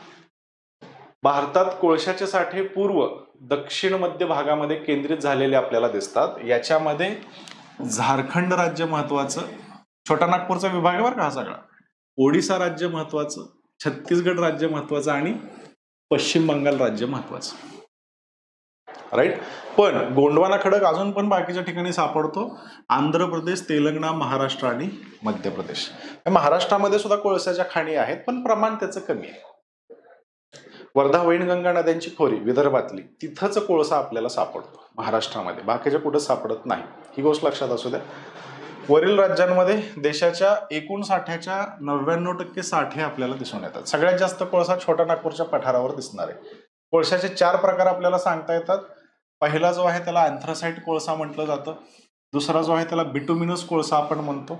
तिसरं जे आहे त्याला लिग्नाइट कोळसा म्हटलं जातं. चौथा जो आहे त्याला पीठ कोळसा आपण म्हणतो. कोळशामध्ये असणारं जे कार्बनचं प्रमाण आहे, या कार्बनच्या प्रमाणानुसार हे 4 प्रकार आपल्याला दिसतात. कोळसा सगळ्यात चांगला दर्जाचा कोणता? ज्याच्यामध्ये कार्बनचं प्रमाण अति जास्त आहे, का तर तो जास्तीची उष्णता पण देतो आणि धूर पण कमी प्रमाणामध्ये सोडतो, म्हणून तो महत्वाचा. अँथ्रासाइट कोळसा हा सगळ्यात चांगला समजला जातो. याच्यामध्ये कार्बनचं प्रमाण 95% जास्त असतं. बिटुमिनस कोळसा जो आहे याच्यामध्ये 70 पासून 95% पर्यंत कोळसा असतो. लिग्नाइट मध्ये 45 ते 70 असतो आणि पीठ मध्ये 30 ते 40% कोळसा आपल्याला दिसतो. भारताचं नशीब खराब याच्यामुळे की आपल्या इथं हे पीठ आणि लिग्नाइट कोळशाचं प्रमाण जास्त आहे. त्याच्यानंतर बिटुमिनस आणि सगळ्यात कमी अँथ्रासाइट कोळसा आपल्याकडे सापडतो. म्हणजे सगळ्यात भारी कोळसा जो आहे तो सगळ्यात कमी सापडतो. अँथ्रासाइट जम्मू काश्मीरमध्ये आढळतो, बाकी कुठं आढळत नाही. हे एक वैशिष्ट्य आपल्याला सांगता येईल. कोळसा 2 प्रदेशांमध्ये दिसून येतो. राईट, कोळसा उत्पादन जे झालं ते 2 प्रदेशांमध्ये झाले. जिथं जिथं गोंडवाना खडक आहे, गोंडवाना कालखंडामध्ये ह्या कोळशाची निर्मिती झालेली दिसते आपल्याला. त्या खडकासोबत हा कोळसा आढळतो. सोबतच टर्शरी कालखंडामधला कोळसा आपल्याला दिसून येतो. सो 2 पट्टे दिसतात आपल्याला, गोंडवाना कोळशाचे आणि टर्शरी कोळशाचे. ही गोष्ट लक्षात ठेवा. राईट, गोंडवाना कालखंडामधील किंवा गोंडवाना कोळसा क्षेत्र जे आहे ते आहे झारखंडमध्ये, छत्तीसगडमध्ये, ओडिसामध्ये, छोटा नागपूर पठार. त्याच्यानंतर मध्य प्रदेश, तेलंगणा, महाराष्ट्र, पश्चिम बंगाल आणि उत्तर प्रदेश. टर्सरी कोळसा क्षेत्र जे आहे ते आहे तमिळनाडू, गुजरात, जम्मू काश्मीर, मेघालय, आसाम, अरुणाचल प्रदेश आणि राजस्थान. राईट, सो खालचा कोपरा, इकडचा कोपरा, तिकडचा कोपरा, हे जे कोपरे आहेत भारताचे, राईट, म्हणजे जम्मू काश्मीर वरच्या कोपऱ्यात आहे, तमिळनाडू खालच्या कोपऱ्यात आहे, त्याच्यानंतर गुजरात पश्चिम कोपऱ्यामध्ये आहे आणि पूर्व कोपऱ्यामध्ये आसाम, मेघालय आहे. या कोपऱ्यांमध्ये आढळणारा जो कोळसा आहे तो टर्शरी कोळसा आहे. आणि मध्ये भारताच्या मध्ये दिसून येणारा जो कोळसा आहे तो कोणता आहे मग? गोंडवाना कोळसा क्षेत्र आहे. लॉजिक ओके, लक्षात राहून जाईल. त्याच्यानंतर क्लिअर सगळ्यांना कोळसा. पुढचं खनिज जे आहे ते पेट्रोलियम. याला आपण खनिज तेल असं सुद्धा म्हणतो बघा. याला मी काय म्हणणार आहे? खनिज तेल सुद्धा म्हणणार. राईट, पेट्रोलियमला द्रवरूप सोने सुद्धा म्हटले जाते. एकदा आयोगाने हे द्रवरूप सोनं कशाला म्हणतात म्हणून सुद्धा प्रश्न विचारलाय. राईट, काही विचारू शकतो आयोग, लक्षात ठेवा. क्रूड पेट्रोलियम तृतीयक काळातील गाळाच्या खडकांमध्ये आढळतात. टर्शरी पिरियड मधील जे गाळ आहेत, राईट, त्या गाळांमध्ये हे आपल्याला खनिज तेल सापडतं. हा पण प्रश्न आयोगाने एकदा राज्यसेवेसाठी विचारला होता की कुठं सापडतं? टर्शरी पिरियडच्या गाळाच्या दगडांमध्ये. ओके, ही गोष्ट लक्षात ठेवा. त्याच्यानंतर 1956 मध्ये तेल आणि नैसर्गिक वायू आयोगाची स्थापना झाल्यानंतर याला आपण इंग्लिशमध्ये ONGC असं नाव देतो. Oil and natural gas corporation, oil and natural gas commission असं आपण म्हणणार आहे, ONGC. सो ONGC ची स्थापना 1956 ची आहे. आयोगाने एकदा प्रश्न विचारला होता, ONGC कधी स्थापन झाले? 1956. हे काहीही विचारू शकतात ते. राईट, 1956 ला ONGC स्थापना आहे. त्याच्यानंतर सरकारी प्रयत्न झाले भारतामध्ये खनिज तेलाच्या उत्खननाचे. बरोबर, म्हणजे आज खनिज तेलाचं जे उत्खनन भारतामध्ये चालतं याची संपूर्ण जबाबदारी त्या ONGC संस्थेवर आहे. ती सरकारची अपेक्स ऑर्गनायझेशन आहे पेट्रोलियम सेक्टर मधली. ही गोष्ट लक्षात ठेवा. राईट, सो याची स्थापना झाल्यानंतर तेल उत्खनन आणि उत्पादन पद्धतशीरपणे हाती घेण्यात आलं होतं. तोपर्यंत 1956 पर्यंत भारतामध्ये तेलाचं उत्पादन केलं जायचं, पण ते उत्पादन आसाम राज्यामध्ये होतं. ओके, ही गोष्ट लक्षात ठेवा. आसाममध्ये पण तेलाचं, म्हणजे ब्रिटिशांनी त्या आसाममधलं तेल शोधून काढलं होतं. राईट, आणि तेल बाहेर काढल्यानंतर आपल्याला डायरेक्टली ते वापरता येत नाही, त्याचं रिफायनिंग करावं लागतं. म्हणजे तेलामध्ये खनिज तेल जे आहे त्याच्यामध्ये आपल्याला पेट्रोल बी मिळतं, डिझेल बी मिळतं, गॅसोलिन मिळतं, LPG मिळतं, त्याच्यानंतर नाफ्ता मिळतं, त्याच्यानंतर डांबर पण मिळतं, सगळ्याच गोष्टी मिळतात त्याच्यात. बरोबर, सो त्याला रिफायनिंग करावी लागते. राईट, ही रिफायनिंगची पहिली फॅक्टरी भारतातली आसाम राज्यामधील दिग्बोई येथं उभा करण्यात आली होती. ही सगळ्यात जुनी आहे, लक्षात ठेवा. या दिग्बोईवर सुद्धा प्रश्न त्यांनी विचारलाय. राईट, आजचा जर विचार केला तर आसाममध्ये दिग्बोई फॅक्टरी दिसते आपल्याला, त्याच्यानंतर नाहर कातिया फॅक्टरी दिसते आणि मोरान फॅक्टरी दिसते. बाकीच्या राज्यांचा विचार केला तर गुजरात हे एक महत्वाचं रिफायनिंगचं सेंटर आहे. गुजरात मधली अंकलेश्वर विसरायचं नाही. हे बाकीचं नाही लक्षात ठेवलं तरी चालेल, अंकलेश्वर विसरायचं नाही. अंकलेश्वरला रिलायन्सची खूप मोठी फॅक्टरी आहे. भारतातली सगळ्यात मोठी रिफायनिंगची फॅक्टरी त्या अंकलेश्वरला आहे. राईट, सो पेट्रोलियम रिफायनिंग मध्ये आपण प्रचंड दादा माणूस आहे असं म्हटलं तरी चालेल. हाईट बघा काय आहे, आपल्या ते खनिज तेलाचं उत्पादन होत नाही, कमी होत नाही म्हणजे कमी होतं. सो आपण काय करतो? इम्पोर्ट्स करतो, आयात करतो. हे खनिज तेल बाहेरच्या देशांकडून मागवतो आणि त्याचं रिफायनिंग करून भारतामध्ये वापरतो. आता हाईट काय झालीय, रिफायनिंग मध्ये एवढं खतरनाक काम आपण केलंय रिफायनिंग मध्ये, की याच्यामध्ये भारताला लागणारा जो काही पेट्रोलियम पदार्थ आहे, म्हणजे पेट्रोल डिझेल जे आहे, याच्यापेक्षा जास्तीचं उत्पादन आपण करतो. समजतंय? खनिज तेल आपल्याकडे नाही, पण खनिज तेलापासून रिफायनिंग करून जो प्रोडक्ट आपण तयार करणार आहे, राईट, याचं उत्पादन आपल्या डिमांडपेक्षा जास्त आहे. मग भारत इथं काय करतो, पेट्रोल डिझेल तयार जे होतं ते मग बाकीच्या देशांमध्ये एक्सपोर्ट करतो. इंटरेस्टिंग गोष्ट लक्षात ठेवा, राईट. अंकलेश्वर महत्वाचं त्यामुळं आहे. त्यानंतर मुंबई पासून अरबी समुद्राकडे पश्चिम दिशेला मुंबई हा एक क्षेत्र आहे, पेट्रोलियमचं क्षेत्र आहे. मुंबई हाय म्हटलं जातं. भारतामध्ये सगळ्यात जास्त पेट्रोलियमचं उत्पादन या मुंबई हायच्या क्षेत्रामधून घेतलं जातं, किंवा याला बॉम्बे हाय क्षेत्र सुद्धा म्हणतो. अरबी समुद्रातलं क्षेत्र आहे, ठीक आहे. 1960 मुंबईपासून 160 किलोमीटर अंतरावर बॉम्बे हायचं क्षेत्र आहे. इथं तेलाचा शोध जो आहे तो 73 मध्ये लागला, उत्पादन त्याचं 76 मध्ये सुरू झालं.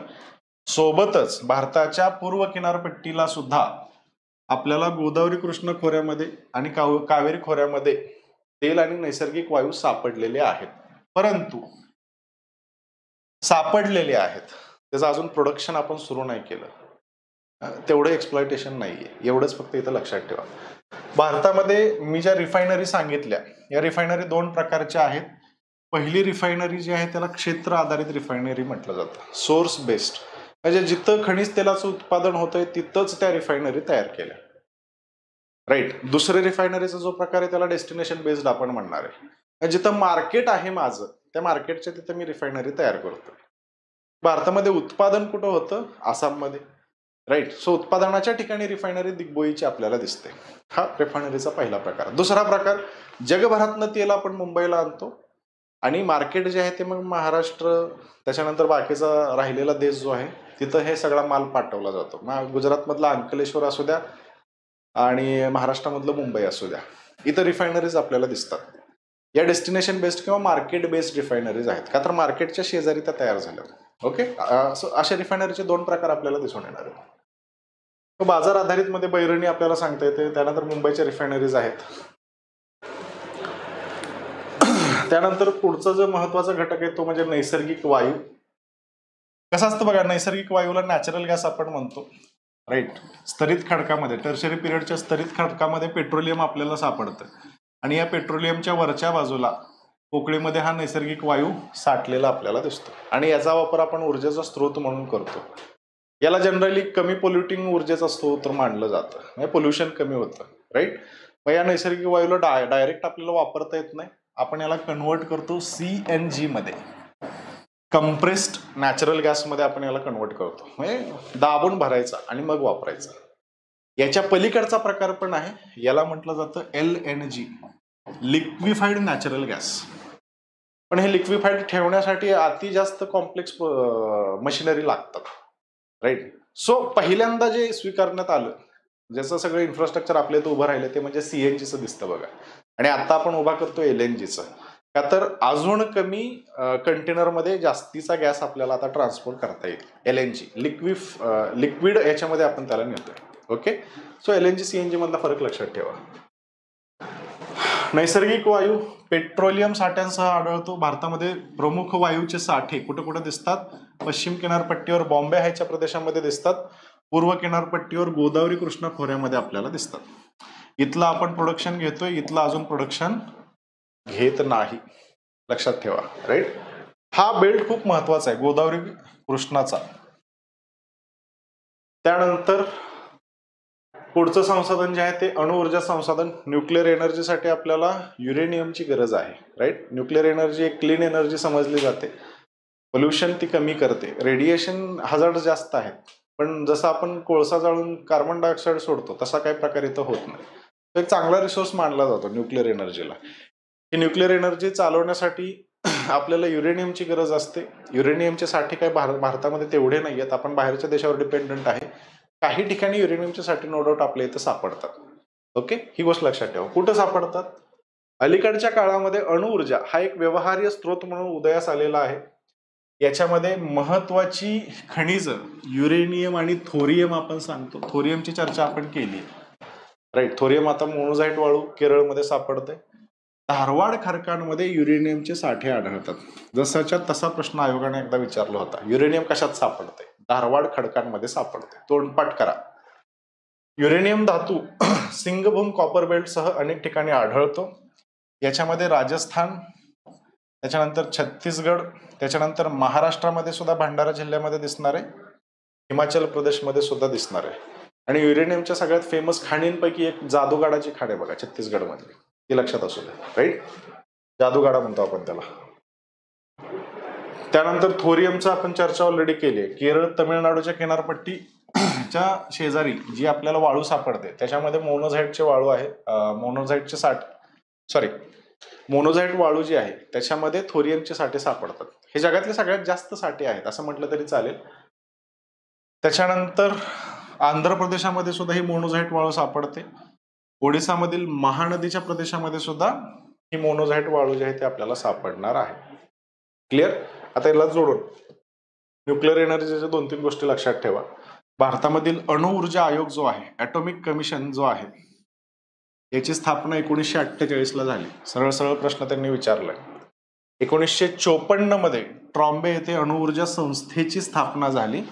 1967 मध्ये या संस्थेचं नाव भाभा अणु संशोधन केंद्र म्हणून करण्यात आलं. वर्ष महत्वाची आहेत. कधी काय एस्टॅब्लिश झालं असा साधा प्रश्न विचारला जाऊ शकतो. ठीक आहे. त्याच्यानंतर पुढचा जो टॉपिक आहे तो आहे भारतातील ऊर्जा संसाधन. आता खनिजं बघितली, ऊर्जा बघूयात. हा टॉपिक लय सिंपल आहे. कोणत्या ठिकाणी काय आहे, कशा पद्धतीने ऊर्जा निर्मिती केली जाते एवढाच प्रश्न एक्सपेक्टेड आहे. आता याच्यावर जास्त प्रश्न आजपर्यंत आलेले नाहीत. राईट. सो त्या गोष्टीला धरून आपण थोडंसं या टॉपिककडे बघायचे. ऊर्जा संसाधन बघायचे.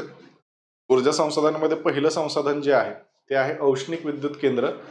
औष्णिक विद्युत केंद्र म्हणजे कोळसा जाळला जातो, या उष्णतेपासून पाणी गरम केलं जातं, पाण्याची वाफ केली जाते. ही वाफ प्रेशर खाली एका टर्बाईनवर सोडली जाते. टर्बाईनचं पातं फिरवलं जातं आणि हे टर्बाईनचं पातं फिरल्यामुळं इलेक्ट्रिसिटीची निर्मिती होते. ते कॉपर कॉईल असते, ती मॅग्नेटमध्ये असते.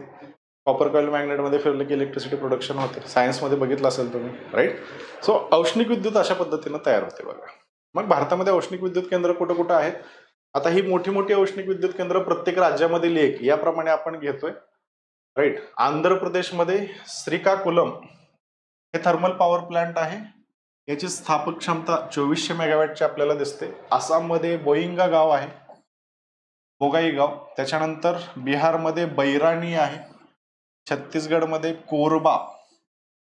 जिथं जिथं सुपर थर्मल पॉवर स्टेशन दिसेल हे महत्वाचे आहे. सुपर थर्मल पॉवर स्टेशन काय असतं, 4000 मेगावॅट पेक्षा जास्त ऊर्जा निर्मिती करणारं पॉवर स्टेशन ते असतं. सो सुपर थर्मल महत्वाचे आहेत बघा. 4000 मेगावॅट खूप जास्त एनर्जी झाली. राईट. आपलं कोयना 1960 करते. कोयना धरण जे आहे त्याची इलेक्ट्रिसिटी प्रोडक्शन 1960 आहे. याला महाराष्ट्राची जीवनदायिनी म्हणतो आपण. महाराष्ट्राची भाग्यरेषा कोयनेला म्हटलं जातं. विचार करा, 4000 खूप जास्त आहे. ओके. त्याच्यानंतर गुजरातमध्ये सुद्धा एक सुपर थर्मल पॉवर स्टेशन आहे, अदानी. हरियाणामध्ये यमुनानगर आहे. राईट. त्यानंतर प्रत्येक राज्यातले एक घेतले आपण. झारखंडमध्ये तेनुघाट, कर्नाटकमध्ये रायचूर, केरळमध्ये कायमकुलम, मध्य प्रदेशमध्ये विंध्याचल. याची कॅपॅसिटी बघा किती, 5000 मेगावॅट कॅपॅसिटी. सगळ्यात जास्त कॅपॅसिटीचं येते विंध्याचल. कुठं, मध्य प्रदेशात आहे. महाराष्ट्रामध्ये चंद्रपूर थर्मल पॉवर स्टेशन आहे. ओडिसामध्ये ताळचेर आहे. पंजाबमध्ये रोपड. त्याच्यानंतर राजस्थानमध्ये सुरतगड. तमिळनाडूमध्ये Neyveli lignite power corporation. Neyveli ठिकाणी कसला कोळसा सापडतो सांगितलं होतं, टर्शरी कोळसा, पीठ कोळसा. त्यानंतर Telangana Singareni thermal power station. उत्तर प्रदेशमध्ये अनपारा. पश्चिम बंगालमध्ये कोलाघाट. एवढं सगळं करायची गरज आहे का, करू नका. 4000 प्लस जे आहेत ते फक्त एकदा नावं बघून घ्या, कोणत्या राज्यामध्ये आहे असा साधा प्रश्न तिथे विचारला जाऊ शकतो. राईट. त्यानंतर पुढचा जो प्रकार आहे विद्युत निर्मितीचा, त्याला आपण जलविद्युत निर्मिती म्हणतो. जलविद्युत निर्मिती सोपा कॉन्सेप्ट आहे. पाण्याचा वापर त्याच्यामध्ये केला जातो. पाण्यामध्ये सुद्धा पोटेन्शियल एनर्जी आणि कायनेटिक एनर्जी याचा विचार आपण करतो. पाणी जर साठवून ठेवलं तर त्याची पोटेन्शियल एनर्जी वाढते. हे साठवलेलं पाणी जर मी वेगानं खाली सोडलं किंवा उतारावरून जरी सोडून दिलं स्टीप स्लोपवरून, तर हे खूप वेगानं खाली जातं मग जिथं वेग जास्त झालाय तिथं आपण जनरेटरचं पातं बसवतो, फिरवतो, इलेक्ट्रिसिटी प्रोडक्शन करतो. जलविद्युत एवढं सोपं आहे. जलविद्युत का फायद्याचं आहे, तर याच्यामध्ये कसल्याही पद्धतीचा कोळसा बिळसा आपण जाळत नाही. तोट्याचं काय आहे, धरण बांधावं लागतंय. धरण जनरली डोंगराळ भागामध्ये बांधलं जातं. डोंगराळ भागामध्ये जंगलांचं प्रमाण जास्त असतं, जंगल नष्ट होऊन जातात. सो हा तोटा, आणि पोल्युशन होत नाही हा फायदा.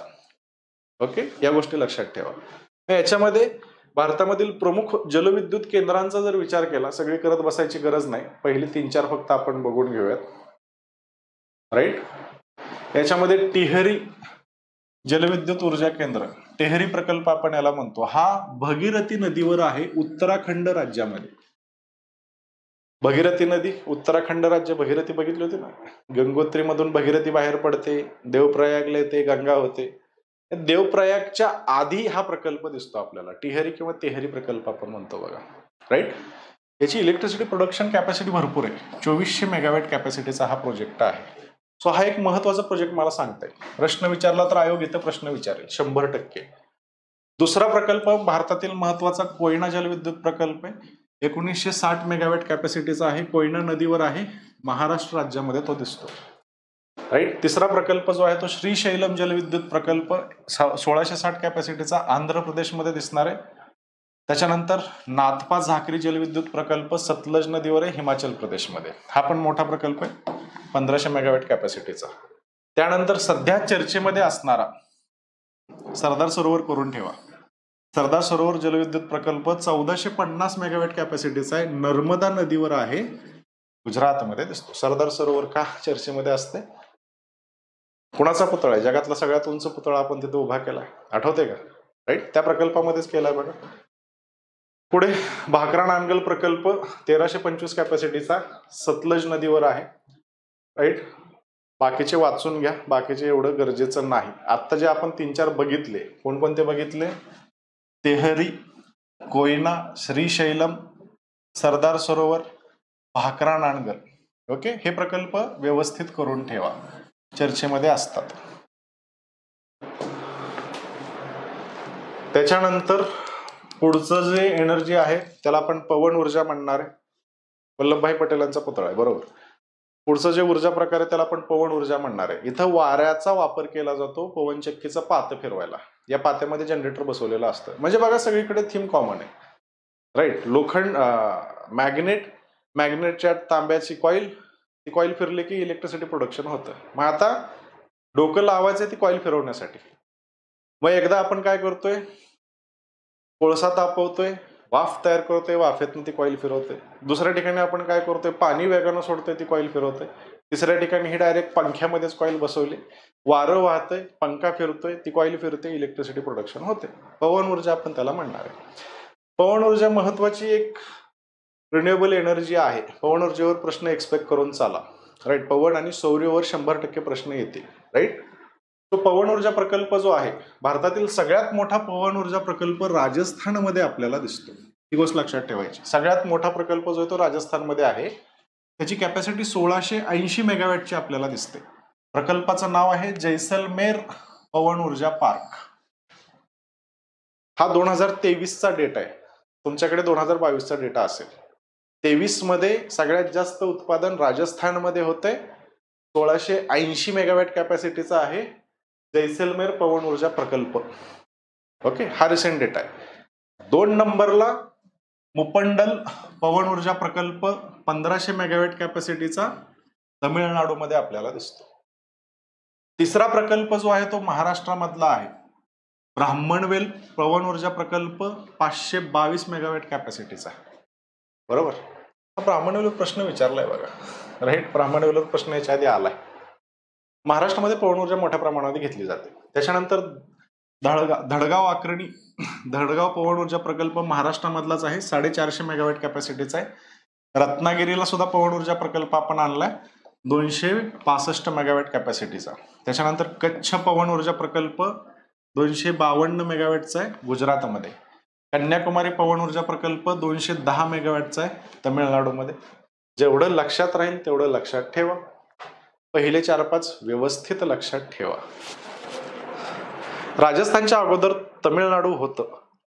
राजस्थानच्या अगोदर तमिळनाडू होतं, सध्या राजस्थान आहे. ओके, रिसेंट डेटा आहे.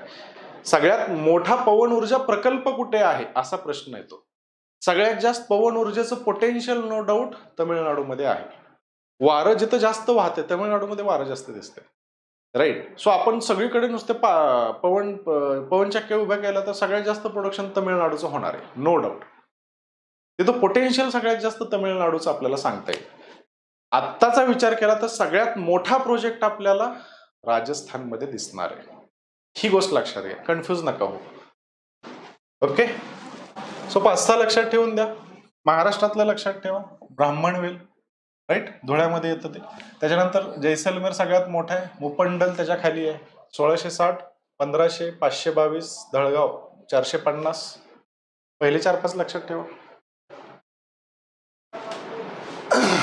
त्याच्यानंतर पुढचं सौर ऊर्जा प्रकल्प. सौर ऊर्जा प्रकल्पामध्ये सगळ्यात मोठा सौर ऊर्जा प्रकल्प सध्या राजस्थानमध्ये आपल्याला दिसते का सगळ्यांना टेबल? सगळ्यात मोठा सौर ऊर्जा प्रकल्प जो आहे तो राजस्थानमध्ये आपल्याला दिसतो. स्थापित क्षमता जी आहे ती आहे 2245 मेगावॅटची. प्रकल्पाचं नाव लक्षात ठेवा, भादला सौर ऊर्जा प्रकल्प आहे. ओके, हा सध्याचा सगळ्यात मोठा आहे. त्याच्यानंतर 2 नंबरचा 2050 मेगावॅट कॅपॅसिटीचा कर्नाटकामध्ये दिसतो, पावगाडा. त्याच्यानंतर तिसरा आंध्र प्रदेशमध्ये दिसतो, 1500 मेगावॅट कॅपॅसिटीचा कुर्नूल. चौथा जो आहे तो आंध्र प्रदेशमध्येच दिसतो, 1000 मेगावॅट कॅपॅसिटीचा एनपी कुंटा. ओके, महाराष्ट्रामध्ये एवढे मोठे प्रकल्प अजून तर दिसत नाहीत. आता इथं पोटेन्शियलचा विचार केला तर सगळ्यात जास्त पोटेन्शियल राजस्थानमध्ये दिसेल. पवन ऊर्जेचं तमिळनाडूमध्ये होतं, सौर ऊर्जेचं राजस्थानमध्ये आपल्याला दिसणार आहे. ठीक आहे, क्लिअर सगळ्यांना? त्याच्यानंतर नैसर्गिक वायूपासून पण ऊर्जा निर्मिती केली जाते बघा. नैसर्गिक वायू जाळायचा, उष्णता तयार करायची, पाणी गरम करायचं, फिरवायचं आणि ऊर्जा तयार करायची, राईट. तर नैसर्गिक वायूचा वापर केला जातो. कोळशासारखा नैसर्गिक वायूचा वापर आपण करणार आहे. याच्यामध्ये सगळ्यात मोठा प्रकल्प जो दिसतो भारतातला तो महाराष्ट्रामध्ये दिसतो. कॅपॅसिटी आहे 2184 megawatt. Dabhol LNG power complex. LNG म्हणजे liquefied natural gas, right. So Dabhol LNG power complex हा सगळ्यात मोठा प्रकल्प आपल्याला दिसतो महाराष्ट्रामध्ये. दाभोळ काळजी करू नका, आपण पुन्हा एकदा बघणार आहे. त्याच्यानंतर 2 नंबरचा गुजरातमध्ये आहे कावस पीक पॉवर स्टेशन. 3 नंबरचा आंध्र प्रदेशमध्ये अनंतपूर गॅस पॉवर स्टेशन. त्याच्यानंतर महाराष्ट्रामध्ये कोयना, मध्य प्रदेशमध्ये बांधवगड, उत्तर प्रदेशमध्ये NTPCचा गोरखपूर. ओके, बाकीचं काय वाचलं नाही तरी चालेल. महाराष्ट्रातले 1-2 लक्षात ठेवा, विषय संपला. त्याच्यानंतर बहुऔष्णिक ऊर्जा केंद्र, जिओथर्मल एनर्जी म्हणतो आपण. जिओथर्मल एनर्जी म्हणजे जमिनीमध्ये काही काही ठिकाणी लावारस जो आहे तो जरा वर आलेला असतो, तिथं पाणी गेलं की त्या पाण्याची वाफ होते आणि हे प्रेशरनं बाहेर पडतं. त्या प्रेशरचा वापर टर्बाईन फिरवायला आपल्याला करायचा आहे, राईट. सो बहुऔष्णिक विद्युत केंद्र आपण त्याला म्हणणार आहे, जिओथर्मल एनर्जी म्हणणार आहे. याचं पोटेन्शियल भारतामध्ये तेवढं जास्त नाहीये. काहीच ठिकाणी फक्त आपल्याला ही ऍक्टिव्हिटी दिसून येते. जनरल ही ऍक्टिव्हिटी हिमालयामध्ये, हिमाचल प्रदेश सारख्या विभागामध्ये दिसते आपल्याला, राईट. सो ही रिन्युएबल एनर्जी जरी असली, म्हणजे जोपर्यंत पृथ्वी गोल फिरते, गरम आहे, तोपर्यंत पोटेन्शियल आहे, पण सगळ्याच ठिकाणी आपल्याला याचा वापर नाही करता येत, बरोबर. सो नो डाऊट एक चांगला सोर्स आहे, पण तेवढं जास्त फायद्याचं नाही असं म्हणलं तरी चालेल. याच्यामध्ये कोणकोणते प्रकल्प आहेत सगळे बघून घ्या.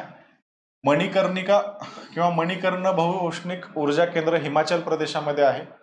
जम्मू काश्मीरमध्ये पुगा नावाचं सेंटर आहे. उत्तराखंडमध्ये धानोली आहे. हिमाचल प्रदेशमध्ये तिवाई आहे.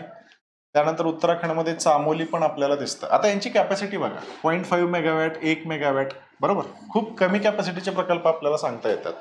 इंटरेस्टिंग गोष्ट इथं दिसते, तापी बहुऔष्णिक ऊर्जा प्रकल्प महाराष्ट्रातला आहे, काम चालू आहे, 2025 पर्यंत पूर्ण होईल. याची कॅपॅसिटी एक्सपेक्टेड धरून चालतोय आपण 10 मेगावॅटची. तापी नदीच्या खोऱ्यामध्ये काही ठिकाणी गरम पाण्याचे झरे दिसतात बघा आपल्याला, राईट. सो त्याला रिलेट करता येईल, राईट. हे लक्षात ठेवा. इथं आयोग प्रश्न विचारेल की महाराष्ट्रामध्ये बहुउष्णिक ऊर्जा कोणत्या विभागामध्ये आपल्याला तयार करता येऊ शकते. हा एक इंटरेस्टिंग प्रश्न, अवघड प्रश्न होईल. ओके, आणि आपण करतोय याचा अर्थ करता येते ना. मग आपण सध्या तो प्रोजेक्ट सुरू करतोय, तापीच्या क्षेत्रामध्ये आहे, ही गोष्ट लक्षात असू द्या. त्याच्यानंतर गुजरातमध्ये तपोवन, याची पण 10 मेगावॅट कॅपॅसिटी आहे. सिक्कीममध्ये झुंपा नावाचं क्षेत्र आहे, त्याची कॅपॅसिटी 5 मेगावॅटची आहे. 2025 पर्यंत आपण एक्सपेक्टेड करून चालतोय. इथं हे पहिलं लक्षात ठेवा, दुसरं लक्षात ठेवा, आणि सगळ्यात महत्वाचं महाराष्ट्रातलं तापी लक्षात ठेवा. ठीक आहे. Tapi geothermal energy park 10 megawatt कॅपॅसिटीच असणार आहे. 2025 पर्यंत आपण ते सुरू करतोय. त्याच्यानंतर अणुऊर्जा केंद्र महत्वाची आहेत. जोड्या लावामध्ये हा प्रश्न बऱ्याचदा विचारला जातो, राईट. सो वेगवेगळे न्यूक्लिअर पॉवर स्टेशन्स आहेत. याच्यातलं सगळ्यात पहिलं स्टेशन जे भारतामध्ये एस्टॅब्लिश झालं ते होतं तारापूर अणुऊर्जा केंद्र. 1969 मध्ये एस्टॅब्लिश झालं होतं. हे तारापूर अणुऊर्जा केंद्र जे आहे ते महाराष्ट्रामध्ये आपल्याला दिसतं. याची उत्पादन क्षमता 410 मेगावॅट कॅपॅसिटीची सांगता येते. त्याच्यानंतर राजस्थानमध्ये पण एक दिसतं, रावत भाटा किंवा राजस्थान अणुऊर्जा केंद्र आपण याला म्हणतो. 1972 ची एस्टॅब्लिशमेंट आहे. 1080 मेगावॅट कॅपॅसिटीचं आपल्याला दिसतं.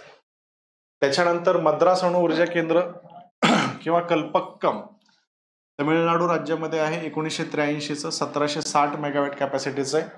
उत्तर प्रदेशामध्ये नरोरा न्यूक्लिअर पॉवर प्लांट आहे. 1991 ची एस्टॅब्लिशमेंट आहे. 2200 मेगावॅट कॅपॅसिटीचं आहे. त्याच्यानंतर गुजरातमधलं काकरापार अणुऊर्जा केंद्र 1993 ची एस्टॅब्लिशमेंट आहे. ते पण 2200 मेगावॅट कॅपॅसिटीचं आहे. कर्नाटकामध्ये कैगा अणुऊर्जा प्रकल्प आहे. 1999 ला एस्टॅब्लिश केला. 880 मेगावॅट कॅपॅसिटीचा तो आपल्याला दिसतो. ठीक आहे. त्यानंतर हे बाकीचे मग राजस्थान तारापूर जे आहेत हे इथं नवीन नवीन युनिट ते एस्टॅब्लिश करत जातात. इथं एक गोष्ट लक्षात ठेवा, सगळ्यात रिसेंट जो आहे हा रिसेंट आपल्याला कुडानकुलम अणुऊर्जा प्रकल्प दिसतो. हा 2013 मध्ये बांधण्यात आला तमिळनाडू राज्यामध्ये, राईट. याची कॅपॅसिटी 2000 मेगावॅट कॅपॅसिटीची आहे. कुडानकुलम का महत्वाचा, हा सगळ्यात लेटेस्ट सांगता येईल, नवीन ठिकाणी बांधलेला. रशियानं हा बांधून दिलाय आपल्याला. आणि कुडानकुलम प्रकल्प कार्यान्वित होत असताना बऱ्याच लोकांनी त्याला विरोध केला होता, बरोबर. एनजीओज वगैरे, म्हणजे रशियाच्या अपोजिट असणारे जे देश आहेत त्यांनी एनजीओला फायनान्सिंग केली होती. ग्रीन पीस सारख्या एनजीओज होत्या, राईट. सो त्यांना फायनान्सिंग केली होती आणि या एनजीओनी विरोध लावून धरला होता. आणि याचा शोध भारतीय सरकारनं घेतला आणि त्याच्यानंतर एनजीओवर रिस्ट्रिक्शन्स यायला सुरुवात झाली होती. आज बाहेरून जर फंडिंग एनजीओजला मिळणार असेल तर त्याच्यावर होम मिनिस्ट्रीची, गृह मंत्रालय जे आहे त्याची चांगली कडवी नजर असते बघा. ओके, हे आजचं एक वैशिष्ट्य लक्षात असू द्या, राईट. सो इथं जोड्या लावामध्ये साधा प्रश्न विचारला जाईल, कोणतं कोणत्या राज्यामध्ये आहे. एक सिंपल प्रश्न इथं डिझाईन केला जाऊ शकतो. पुढचा जो टॉपिक आहे तो आहे भारतीय उद्योगांचा. ऊर्जा बघितली, आता उद्योगांची चर्चा आपल्याला करायची आहे, राईट. 1 मिनिटाचा ब्रेक घेऊ, पाणी प्यायला. काय प्रश्न असतील तर विचारून घ्या. कुणाला काय प्रश्न असतील तर विचारून घ्या.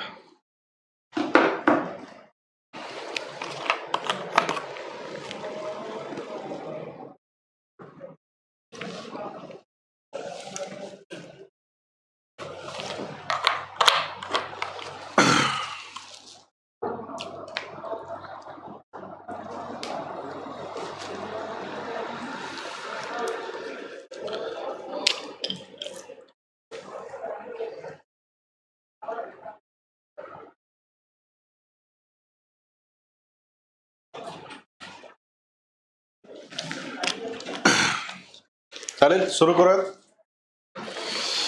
आता हे बेसिक वाचून घ्या, महत्वाच्या मुद्द्याकडे येऊयात. भारतातील उद्योग आपल्याला बघायचे. आकडेवारी बघूयात. भारतामध्ये सुमारे 51 कोटी लोकसंख्या जी आहे ती उद्योग क्षेत्रामध्ये गुंतलेली आहे. भारतातील औद्योगिक क्षेत्राचा सुमारे 75% वाटा खासगी क्षेत्रामध्ये आहे. हे आकडे पाठ करायचे बरं का, इथं काय आता स्वतःचं डोकं नाही लावायचं. भारतातील औद्योगिक क्षेत्र सुमारे 20% उत्पादन करामध्ये योगदान देते. मॅन्युफॅक्चरिंगचा कर जो आहे, टॅक्सेस जे आहेत त्याच्यामध्ये 20% इंडस्ट्रीज कडनं येतात, सगळ्यात जास्त सर्व्हिसेस कडनं येणार आहेत. भारताच्या एकूण निर्यातीमध्ये सुमारे 25% वाटा जो आहे तो उद्योग क्षेत्राचा आपल्याला दिसतो. ऍग्रिकल्चरचं किती बघितलं तर 10%च्या आसपास, याचा 25% आहे. आणि या औद्योगिकरणामुळे भारतामध्ये शहरीकरणामध्ये मोठ्या प्रमाणामध्ये वाढ झालेली आपल्याला दिसते. अर्बनायझेशन वाढलंय इंडस्ट्रियलायझेशनमुळे, असं आपल्याला सांगता येईल. त्याच्यानंतर मग आता भारतामध्ये पहिले उद्योग कुठे कुठे एस्टॅब्लिश झाले, हा पण डेटा जो आहे तो आपल्या याच्यातनं घेतलाय बघा, माइंड मॅप मधनं घेतलाय, राईट. पहिली कापड गिरणी जी स्थापन झाली, Bombay spinning and viewing company, Mumbai महाराष्ट्रामध्ये 1854 साली. हा प्रश्न बऱ्याचदा विचारला आहे आयोगाने. ठीक आहे, हे असंच्या असं तोंडपाठ करा, इथे स्वतःचं डोकं लावत बसू नका. त्याच्यानंतर पहिली ताग गिरणी जी तयार झाली, तिचं नाव होतं जॉर्ज ॲकलँड्स ज्यूट मिल. ही रिश्रा पश्चिम बंगालमध्ये झाली 1855 साली. बरोबर, हे सगळ्यांवर प्रश्न आले. त्याच्यानंतर पहिला लोह पोलाद उद्योग जो आहे, लोखंडाचा कारखाना, हा बेंगाल आयर्न वर्क्स कंपनी पश्चिम बंगालमध्ये 1870 साली स्थापन करण्यात आला. त्याच्यानंतर पहिला साखर कारखाना भारतातला मॉर्टन शुगर फॅक्टरी बिहारमध्ये, सरण बिहारमध्ये 1904 मध्ये स्थापन करण्यात आली होती. त्याच्यानंतर पहिला खत कारखाना जो आहे तो राणीपेठ फर्टिलायझर्स, राणीपेठ तामिळनाडूमध्ये 1904 मध्ये स्थापन करण्यात आला होता. त्याच्यानंतर पहिला सिमेंटचा कारखाना Indian cement company Porbandar Gujarat 1914 मध्ये आपल्याला सांगता येईल.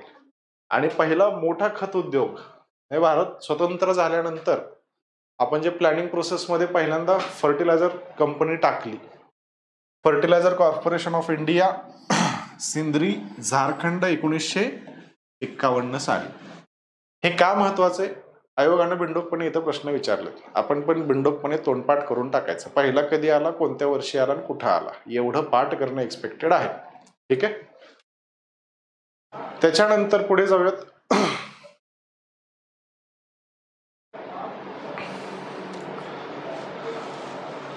मग आता औद्योगिक पट्टे आपल्याला बघायचे. भारतामध्ये औद्योगिकरण कुठं कुठं झालेलं आहे, हे पट्टे थोडेसे व्यवस्थित बघून घ्या, साध्या लॉजिकवर उत्तर काढता येतील आपल्याला.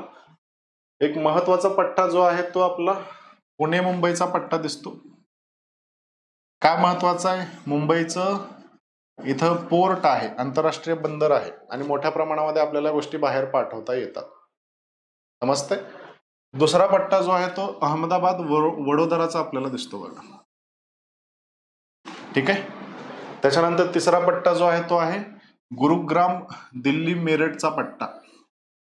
त्याच्यानंतर हुगळीचा बेल्ट दिसतो. हुगळीचा पट्टा म्हणजे भारतातील सगळ्यात जुना इंडस्ट्रियल बेल्ट आहे, म्हणून तर इंग्रज पहिल्यांदा इकडे गेले, राईट. हा सगळ्यात जुना आहे असं म्हटलं तरी चालेल, हुगळीचा पट्टा. हुगळी म्हणजे आपली गंगा नदी, हुगळी नदी बनून जाते, राईट. पश्चिम बंगालमध्ये हा हुगळी बेल्ट आपल्याला दिसतो. त्यानंतर छोटा नागपूर प्लॅटो रिजन, इथं पण इंडस्ट्रियलायझेशन झालंय. मिनरल आधारित उद्योग, खनिज आधारित उद्योगांचं कॉन्सन्ट्रेशन छोटा नागपूरच्या प्लॅटोमध्ये आपल्याला दिसतं. पुढचा पट्टा जो आहे तो विशाखापट्टणम आणि गुंटूर आंध्र प्रदेशमध्ये आपल्याला दिसतो. त्याच्यानंतर बेंगलोर तमिळनाडू बेल्ट आपल्याला दिसतो आणि कोलम थिरुअनंतपुरम बेल्ट आपल्याला दिसतो. हा कोलम थिरुअनंतपुरम कुठे, केरळ राज्यामध्ये आहे. बेंगलोर तमिळनाडू कर्नाटक आणि तमिळनाडू राज्यामध्ये आपल्याला दिसतो. विशाखापट्टणम गुंटूर जो आहे तो आंध्र प्रदेशमध्ये आपल्याला दिसणार आहे. हुगळी बेल्ट पश्चिम बंगालमध्ये, छोटा नागपूरचा प्लॅटो रिजन जो आहे तो झारखंड, छत्तीसगड, ओडिसा या राज्यांमध्ये आपल्याला दिसतो. गुरुग्राम दिल्ली मेरठ बेल्ट जो आहे तो पंजाब, हरियाणा, उत्तर प्रदेशचा विभाग याच्यामध्ये आपल्याला दिसणार आहे. अहमदाबाद वडोदरा गुजरातमध्ये दिसतो. मुंबई पुणे बेल्ट महाराष्ट्रामध्ये आपल्याला दिसणार आहे. बरोबर. सो हे असे विभाग आहेत जिथं भारतामधलं इंडस्ट्रियलायझेशन आपल्याला दिसतं. हे सोडून बाकीच्या ठिकाणी इंडस्ट्रीज वाढलेल्या नाहीत. याच्यामध्ये सुद्धा मेजॉरिटी विभाग जो आहे तो किनारपट्टीच्या भागामध्येच आपल्याला दिसतो. बरोबर, किनारपट्टीच्या भागामध्येच आहे. एकच विभाग असा आहे जो किनारपट्टीच्या भागामध्ये नाही, दिल्लीच्या आजूबाजूचा प्रदेश. ही एक इंटरेस्टिंग गोष्ट लक्षात ठेवा. किनारपट्टीचा विकास जास्त आहे, लोकसंख्या जास्त आहे. सगळ्यात महत्वाचं, इंडस्ट्रीजला कच्चा माल लागतो, भारतामध्ये तयार होणारा, भारताच्या बाहेर तयार होणारा आंतरराष्ट्रीय बंदर तिथं आहेत. इंडस्ट्रीमध्ये तयार झालेला माल बाहेर पाठवता येतो, आंतरराष्ट्रीय बंदर तिथं आहे. म्हणून इंडस्ट्रीजचं कॉन्सन्ट्रेशन जे आहे, हे इंडस्ट्रीजचं कॉन्सन्ट्रेशन बघा या विभागामध्ये फक्त आपल्याला दिसतंय. किनारपट्टीच्या विभागामध्ये आपल्याला दिसते. ही एक इंटरेस्टिंग गोष्ट लक्षात ठेवा. आणि याच्यामुळे सुद्धा आपण काय एक प्रोजेक्ट चालू केलाय, त्या प्रोजेक्टला काय म्हणतो आपण, सागरमाला प्रोजेक्ट. वाचून घ्या एकदा. सोबतच आपण एक दुसरा पण प्रोजेक्ट इंडस्ट्रियलायझेशनचा सुरू केलाय.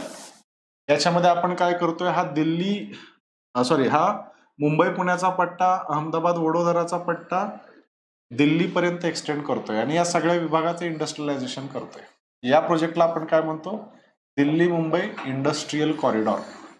तसाच एक कॉरिडॉर आता इकडून इकडं आपण बांधणार आहे, इथून खाली आपण बांधणार आहे, इथून इकडं आपण बांधणार आहे. बरोबर.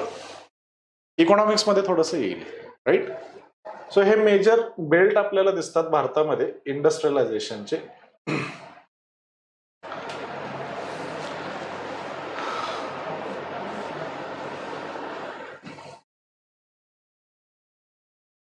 त्याच्यानंतर पुढे जाऊयात जरा. मग आता प्रमुख औद्योगिक पट्टे बघून घेऊयात कुठं काय तयार होतंय. मुंबई पुणे औद्योगिक पट्टा जो आहे तो महाराष्ट्र गुजरातमध्ये दिसतो आपल्याला. हा भारतातील सर्वात मोठा किंवा सर्वात महत्वाचा म्हटलं तरी चालेल. कशामुळे तर मुंबई पोर्ट आहे. भारतामध्ये सगळ्यात इंडस्ट्रियलाइज झालेलं राज्य, औद्योगिकरण झालेलं राज्य महाराष्ट्र आहे, म्हणून हा पट्टा महत्वाचा आहे, राईट. याच्यामध्ये मॅन्युफॅक्चरिंग, अभियांत्रिकी, इंजिनिअरिंग, त्याच्यानंतर वस्त्र, कपडे, औषधे, फार्मास्युटिकल असे वेगवेगळे उद्योग तयार झालेले आपल्याला दिसतात. प्रश्न काय विचारला जाईल, मुंबई पुणे औद्योगिक पट्ट्यामध्ये खालीलपैकी कोणते उद्योग आहेत, असे साधे प्रश्न विचारले जातील. त्याच्यानंतर पुढचा जो पट्टा आहे तो पट्टा आपल्याला सांगता येतो हुगळीचा, पश्चिम बंगाल राज्यामध्ये आहे. हा पोलाद, अभियांत्रिकी आणि वस्त्रोद्योग याच्यासाठी प्रसिद्ध आहे. हा भारतातील सगळ्यात जुना औद्योगिक पट्टा आपल्याला सांगता येईल आणि भारतीय अर्थव्यवस्थेच्या विकासामध्ये याची भूमिका खूप महत्वाची राहिलेली आहे. त्याच्या पुढचा पट्टा बेंगलोर तामिळनाडूचा आपल्याला दिसतो, राईट. कर्नाटक तामिळनाडू राज्यामध्ये आहे. हा कशासाठी प्रसिद्ध आहे, बेंगलोर म्हणलं की IT आणि इलेक्ट्रॉनिक्स ही गोष्ट लक्षात ठेवा. आजचा विचार केला तर सगळ्यात जास्त वाढीचा वेग जो आहे तो या बेंगलोर तामिळनाडू पट्ट्याला आपल्याला दिसतो. बेंगलोरला सिलिकॉन व्हॅली ऑफ इंडिया म्हटलं जातं आणि तमिळनाडूमध्ये ते वेदांता फॉक्सकॉनचा प्रोजेक्ट जो महाराष्ट्रातनं गुजरातला गेलता बघा, मायक्रोचिप मॅन्युफॅक्चरिंगचा, तो आता रिलोकेट होते तमिळनाडूला या पट्ट्यामध्ये, राईट. सो याचं पोटेन्शियल खूप जास्त आहे असं म्हटलं तरी चालेल. त्यानंतर याला काय झालंय,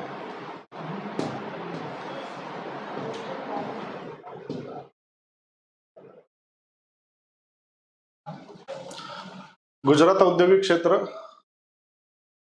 हा पट्टा पेट्रोलियमसाठी प्रसिद्ध आहे. अंकलेश्वर रसायनांसाठी प्रसिद्ध आहे, अभियांत्रिकीसाठी प्रसिद्ध आहे. हा भारतातील सर्वात गुंतवणूकदार अनुकूल पट्टा आपल्याला दिसतो. गुजरात आहे, राईट. गुजरातमध्ये इंडस्ट्रियलायझेशनला प्रचंड स्कोप दिला जातो बघा. म्हणजे खूप मोठ्या प्रमाणामध्ये सरकारकडूनच काहीतरी प्रलोभनं तिथे दिली जातात. सो इन्व्हेस्टमेंट फ्रेंडली झोन आपल्याला हा सांगता येईल, ही गोष्ट लक्षात ठेवा, राईट. त्यानंतर पुढचा जो पट्टा आहे तो आहे छोटा नागपूरचा. छोटा नागपूर म्हणजे झारखंड पश्चिम बंगालमध्ये येतो. मिनरल्स रिलेटेड असल्यामुळं खाणकाम, पोलाद, सिमेंट उद्योग आपल्याला इथे दिसणार आहेत. मूलभूत कच्चा माल उत्पादनासाठी हा भारतातील सर्वात महत्वाचा औद्योगिक बेल्ट आपल्याला सांगता येईल. सो आता हे सिंपल लॉजिकवर आहे, कुठं काय याच्यावरून आपण सांगू शकतो. विशाखापट्टणम गुंटूर आंध्र प्रदेश, पेट्रोलियम, पेट्रोकेमिकल्स, औषध निर्मिती. हा पट्टा जो आहे इथं गोदावरी कृष्णा डेल्टा आपल्याला दिसतो. गोदावरी कृष्णा डेल्टा आपल्याला दिसणार आहे, बरोबर. इथं आपल्याला काय सापडले, पेट्रोलियम आणि नॅचरल गॅस, म्हणून हे उद्योग इथं दिसतात. पेट्रोलियम, पेट्रोकेमिकल्स, औषध निर्मिती हा पण एक जलद वाढणारा औद्योगिक पट्टा आपल्याला सांगता येईल. हा इंडस्ट्रियल झोन पण वेगानं वाढतोय. म्हणजे इनिशियल लेवलला काय झालं बघा, भारताचा जर विचार केला, इनिशियल लेवलला हा विभाग प्रॉपर डेव्हलप झाला. इंग्रज त्यामुळे तिथे गेले. त्याच्यानंतर इंग्रजांनी हा विभाग डेव्हलप केला का तर मुंबई पोर्ट आहे, बरोबर. आणि त्याचा फायदा नंतर महाराष्ट्राला पण झाला. आत्ताच्या सिच्युएशनला हा दक्षिण भारतातला विभाग जो आहे हा प्रचंड वेगानं वाढतोय, असं लक्षात ठेवा. राईट. हे असं इंडस्ट्रियलायझेशनची दिशा जी आहे ती आपल्याला सांगता येईल. त्यानंतर पुढचा इंडस्ट्रियल झोन जो आहे तो गुरुग्राम, दिल्ली, मेरठ. याच्यामध्ये हरियाणा, उत्तर प्रदेश राज्याचा समावेश होतो.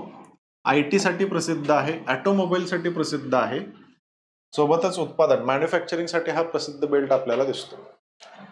याचं वैशिष्ट्य उच्च मूल्यवर्धित वस्तू, म्हणजे ज्यांची किंमत अति जास्त आहे अशा वस्तूंचं प्रोडक्शन या दिल्ली गुरुग्राम पट्ट्यामध्ये घेतलं जातं, ज्यांची किंमत जास्त आहे. म्हणजे धरून चला एक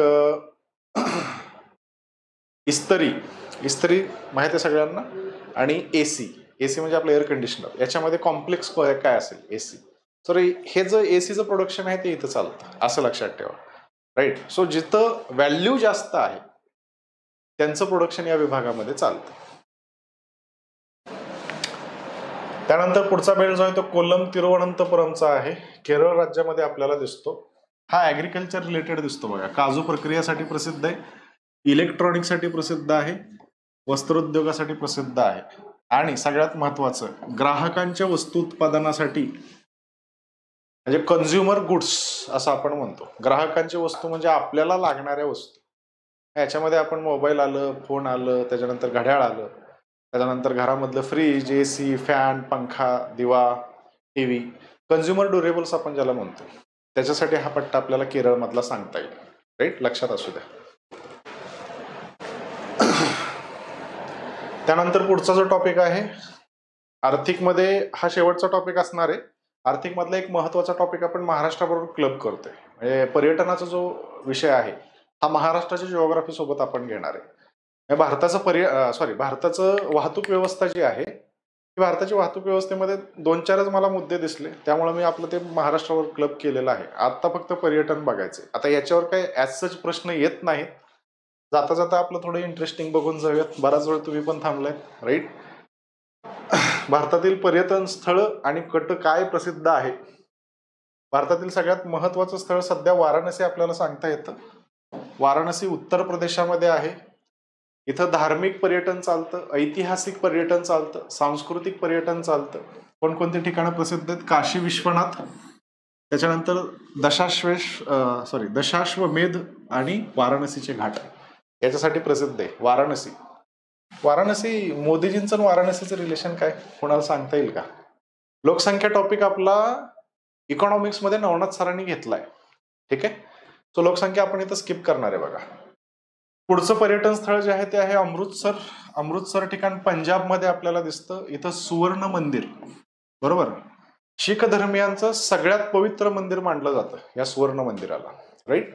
त्याच्यानंतर जालियनवाला बाग आहे, इथं इंग्रजांनी खूप मोठं कांड केलं होतं. सोबतच वाघा बॉर्डर आपल्याला सांगता येते, भारत पाकिस्तानची वाघा बॉर्डर. राईट. पंजाब राज्यामध्ये आहे, अमृतसर ठिकाण आहे.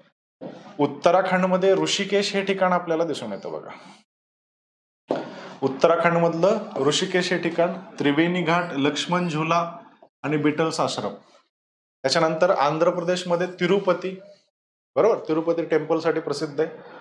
त्यानंतर उत्तराखंडमध्ये हरिद्वार, हरकी पौडी, मनसा देवी, चंडी देवी मंदिर. त्याच्यानंतर हरिद्वारचं अजून एक वैशिष्ट्य सांगायचं राहिलंच की, गंगा नदी जी आहे ही गंगा नदी हरिद्वार मध्ये आल्यानंतर मैदानी प्रदेशामध्ये प्रवेश करते. हरिद्वारच्या आधी ती हिमालयामध्ये वाहत असते, डोंगरदऱ्यातनं वाहते. ऍक्च्युअल मध्ये उत्तर भारतीय मैदानी प्रदेशामधला जो प्रवेश आहे हा हरिद्वारला होता. ही एक गोष्ट गंगेची लक्षात ठेवा. त्याच्यानंतर पुष्कर हे ठिकाण राजस्थानमध्ये दिसतं. बघा, पुष्कर हे ठिकाण जे आहे ते राजस्थानमध्ये आहे. इथं ब्रह्मा मंदिर, पुष्कर तलाव आहे, आणि सगळ्यात महत्वाचं इथला पुष्कर मेळा खूप मोठा आहे, म्हणजे पुष्करची जत्रा असं आपण म्हणतो. त्याच्यानंतर राजस्थानमधील अजमेर ठिकाण, मुस्लिम धर्मियांसाठी हे अजमेर ठिकाण महत्वाचं. इथं दर्गा शरीफ दर्गा आहे. त्याच्यानंतर अजमेरचा किल्ला आहे आणि अनासागर तलाव आपल्याला दिसतो. महाराष्ट्रातलं माथेरान ठिकाण आहे. माथेरानमध्ये माथेरानची टॉय ट्रेन दिसते आपल्याला. शार्लेट तलाव आहे, पॅनोरामा पॉइंट महत्वाचा आहे. त्याच्यानंतर लोणावळा महाराष्ट्रामधलं, कार्ला लेणी, भाजे लेणी, लोहगड किल्ला. आता याला जाऊन आला असाल तुम्ही, हे माहित असेल तुम्हाला. ठीक आहे. त्यानंतर उटी हे ठिकाण तमिळनाडू राज्यामध्ये आपल्याला दिसतं. उटी माहिती आहे ना, तमिळनाडू. इथं उटी तलाव आहे, दोडाबेट्टा शिखर आहे आणि वनस्पती उद्यान आहे, हिल स्टेशन, एक थंड हवेचं ठिकाण आपण सांगतो बघा. त्याच्यानंतर केरळमध्ये मुन्नार हे ठिकाण आपल्याला सांगता येईल. मुन्नारचे चहामळे प्रसिद्ध आहेत. तिथं मुट्टुपेटी धरण पण आहे आणि इको पॉइंट पण आहे. केरळमध्ये कोवलम हे ठिकाण आपल्याला महत्वाचं सांगता येतं. इथं बीच आपल्याला दिसून येतो. त्याच्यानंतर अलेप्पी, मुन्नार नंतर अलेप्पी लक्षात ठेवा, की कोवलम नाही लक्षात ठेवलं तरी चालेल. अलेप्पीचं बॅकवॉटर खूप प्रसिद्ध आहे. सोबतच इथं कुमारकोम पक्षी अभयारण्य प्रसिद्ध आहे आणि सगळ्यात महत्वाचं वेमनाड तलाव. मागच्या महिन्या दीड महिन्याखाली बघा एक क्लिप इंस्टाग्रामवर व्हायरल झाली होती. लांबच्या लांब बोट आहे, त्याच्यामध्ये लोक आपलं चप्पू मारतात आणि त्यांची रेस चालू आहे. बरोबर. ही जी बोटिंगची रेस आहे, ही रेस या वेमनाड तलावामध्ये चालते, केरळमध्ये चालते. ही बोटिंग रेस जी आहे ती केरळमध्ये चालतं. त्याच्यासाठी आपण नेहरू ट्रॉफी ऑर्गनाईज करतो. ही एक नॅशनल ट्रॉफी आहे, राईट. सो ते बोटिंगचं कल्चर आपल्याला केरळमध्ये दिसतं, वेमनाडमध्ये, राईट. कोणता विभाग आहे हा? अलेप्पीचा विभाग आहे.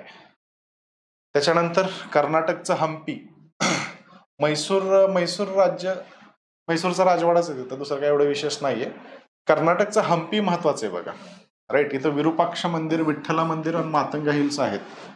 हम्पी एक वर्ल्ड हेरिटेज साईट सुद्धा आहे, राईट.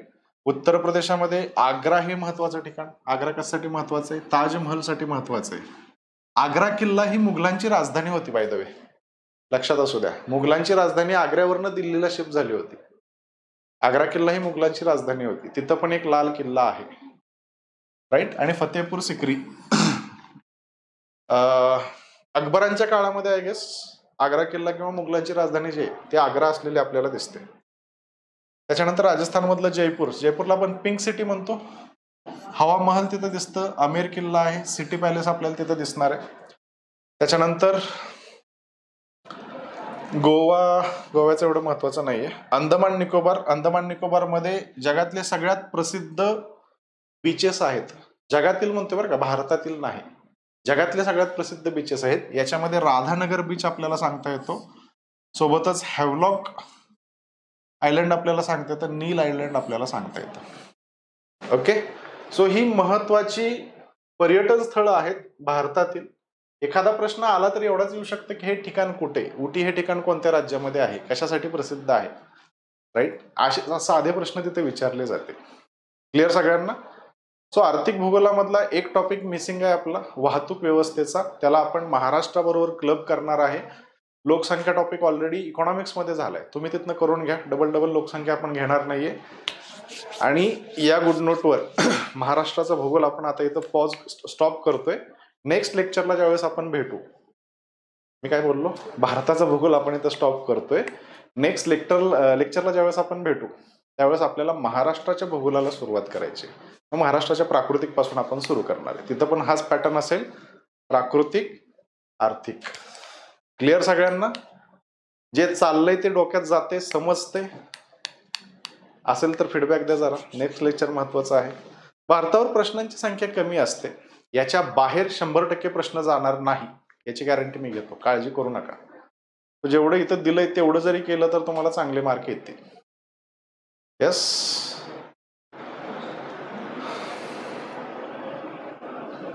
चालेल, थांबायचं मग इथं. अडचण नसेल तर थांबूयात. Okay, good day.